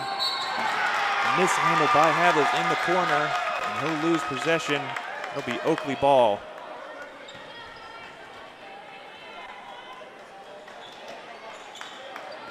Toss it into Schmidt. Kinderconnect guarding. Gus Bridges might look to trap, and he does. He'll get it away to Bockwinkel. Schmidt drives by Kinderconnect. Again, he'll shoot over him, and he'll put 2 more in. Tie it up yet again. 60 points all. Johnson just gets it past the leaping Pfeiffer, who ends up in the stands. Looks like everyone is all right. We keep playing on. Kinderconnect down to Havlis in the short corner, and that's short on the basket as well. Bockwinkel will recover. Schmidt brings it up.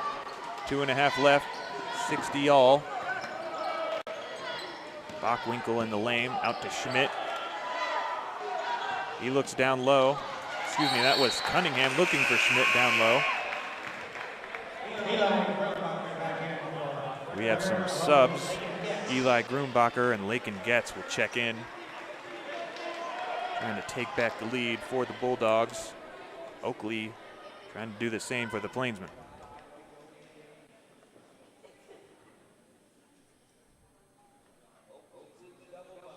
Looks like we have a discussion from referee here. But Plainsmen will throw the ball in. Ends up in Pfeiffer's hands. He looks to drive down low. Lakin Getz stays in there. But it will be a foul on number 3, Kyler Johnson. That is his 3rd foul, and it'll send Pfeiffer to the line, looking to take the lead with 2:17 left in the 4th. And he'll miss the front end of these 2 shots.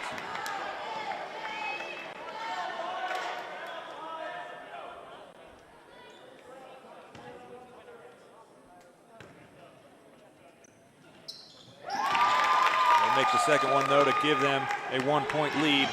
Grumbacher brings the ball up, passes to Kinderknecht. And with a smaller lineup other than Havlis, Getz gets it down low, tries to get a nice post move, and he'll get fouled by Annis. Been saying it all night, a great play by Getz. He really knows how to get position down low, even if he might be outsized. Now Bulldogs look to tie it, and they do. Looking to take the lead with this free throw shot.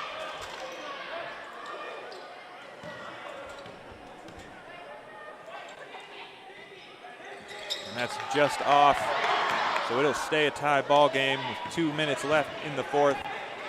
Plainsmen come down. Cunningham looks for Schmidt in the lane, but Getz has him covered.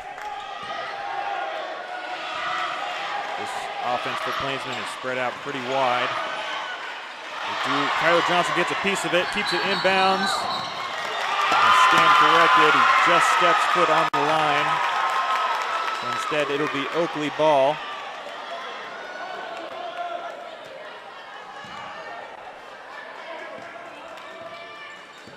Schmidt will bring the ball up.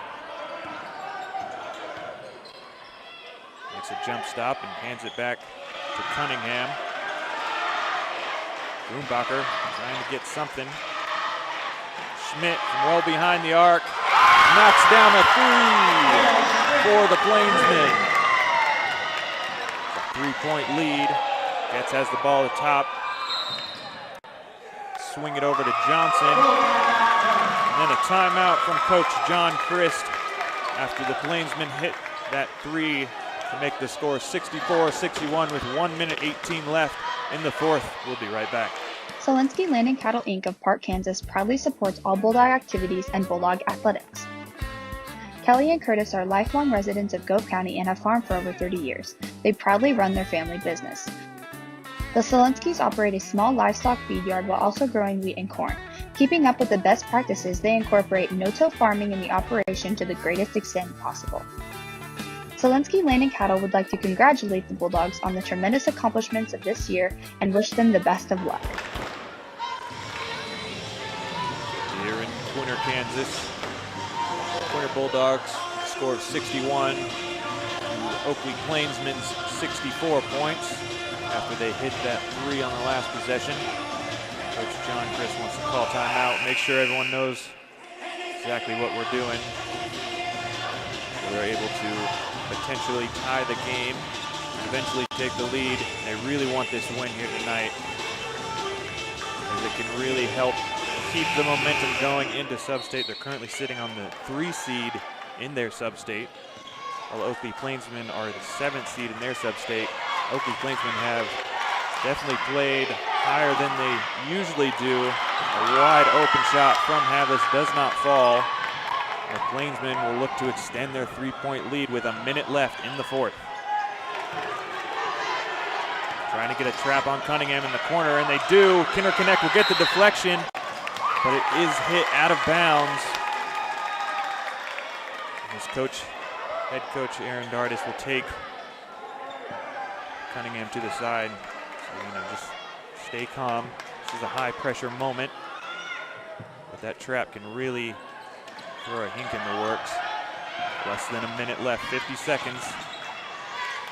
Plainsmen have a lead. Havlis tries to take a charge on that, but nothing's called. Ball gets out to the 3-point. Cunningham's wide open, but he doesn't take it. They want to waste some time here. Schmidt at the free throw line. He'll add 2. And that may be a dagger as there's only 30 seconds left. Bulldogs are down 5. Bulldogs over to Havlis. Havlis in the corner. He's guarded by 2. He tries to get it to someone, but Schmidt just walks away with it. Scores 2 more, and it's a 7-point deficit with 14 seconds left for the Bulldogs. And another almost steal from Schmidt. Really aggressive on the defensive end, but he does get called for the foul. Fortunately, it is a big lead for Quinter at this juncture. Schmidt does have 4 fouls now, but fairly irrelevant at this point in the game unless something crazy happens.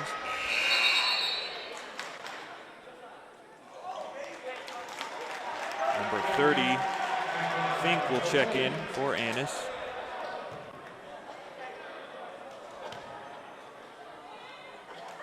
Grunbacher will shoot the first, and he'll make that,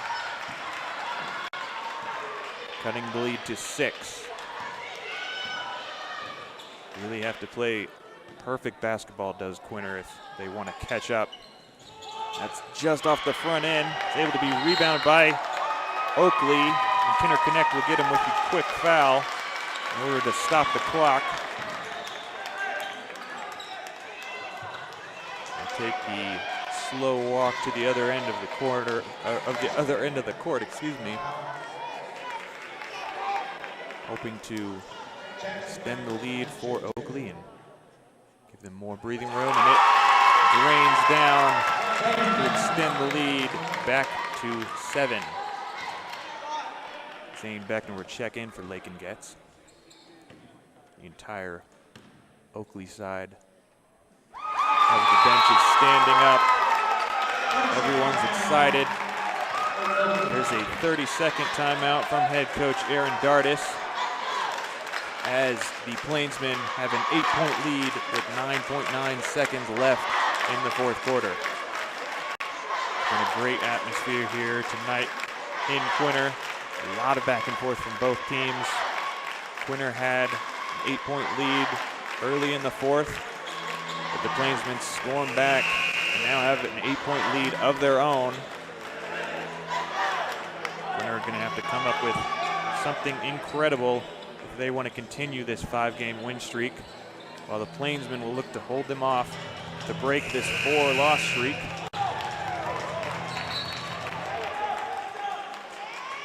Grunbacher gets the ball. Clock starts a little bit late. Havlis will shoot from 3. That'll miss off the front end. Johnson gets the rebound out to Grunbacher for another 3, and that's wide. And the Plainsmen will walk out of the doghouse with an 8-point victory. 70 points to the Quinter Bulldogs, 62. It was a great effort from the Bulldogs, especially from Preston Havlis, who scored 25 tonight. He did all he could. Bradley Riedel added 16. He did foul out. That was definitely a turning point of the game. Trevor Kaiser had 1 thrown in there. And Lakin Getz worked hard for his 4 points. Of course, we had Zane Beckner with 11. He had 3 threes. Great offensive effort from him. And Eli Grunbacher had 1, while Gus Bridges and Trace Kinderconnect had 2. On the Oakley side, Will Schmidt exploded in the second half for 22. Jackson Pfeiffer added 10 points, and Cunningham added 8. Ennis had 4. Bachwinkle with 8. Kuhlman with 6. And Fink with 12. as a little bit of the old, a little bit of the new from Oakley, as Will Schmidt did get his 22 points, but it was spread out a lot more than it usually is, and it ended up being exactly what they needed for the victory against Quinter Bulldogs. The Bulldogs will now drop to 9-8, breaking their 5-game win streak, and Oakley Plainsmen will go to 6-11. Coming up, the Quinter Bulldogs are playing at Golden Plains on Thursday. Golden Plains are 2-11. They will then face Decatur, who are 0-16, yet to get their first win of the season.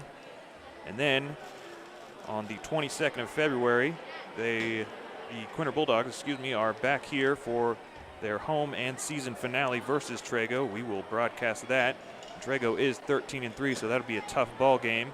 We'll see if Quinter can start a new win streak next week.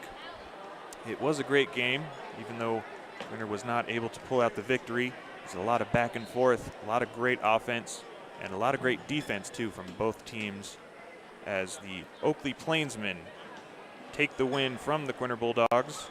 We'd like to thank you on behalf of Tiger Media Network, and we'll be back in a couple weeks. We hope to see you there.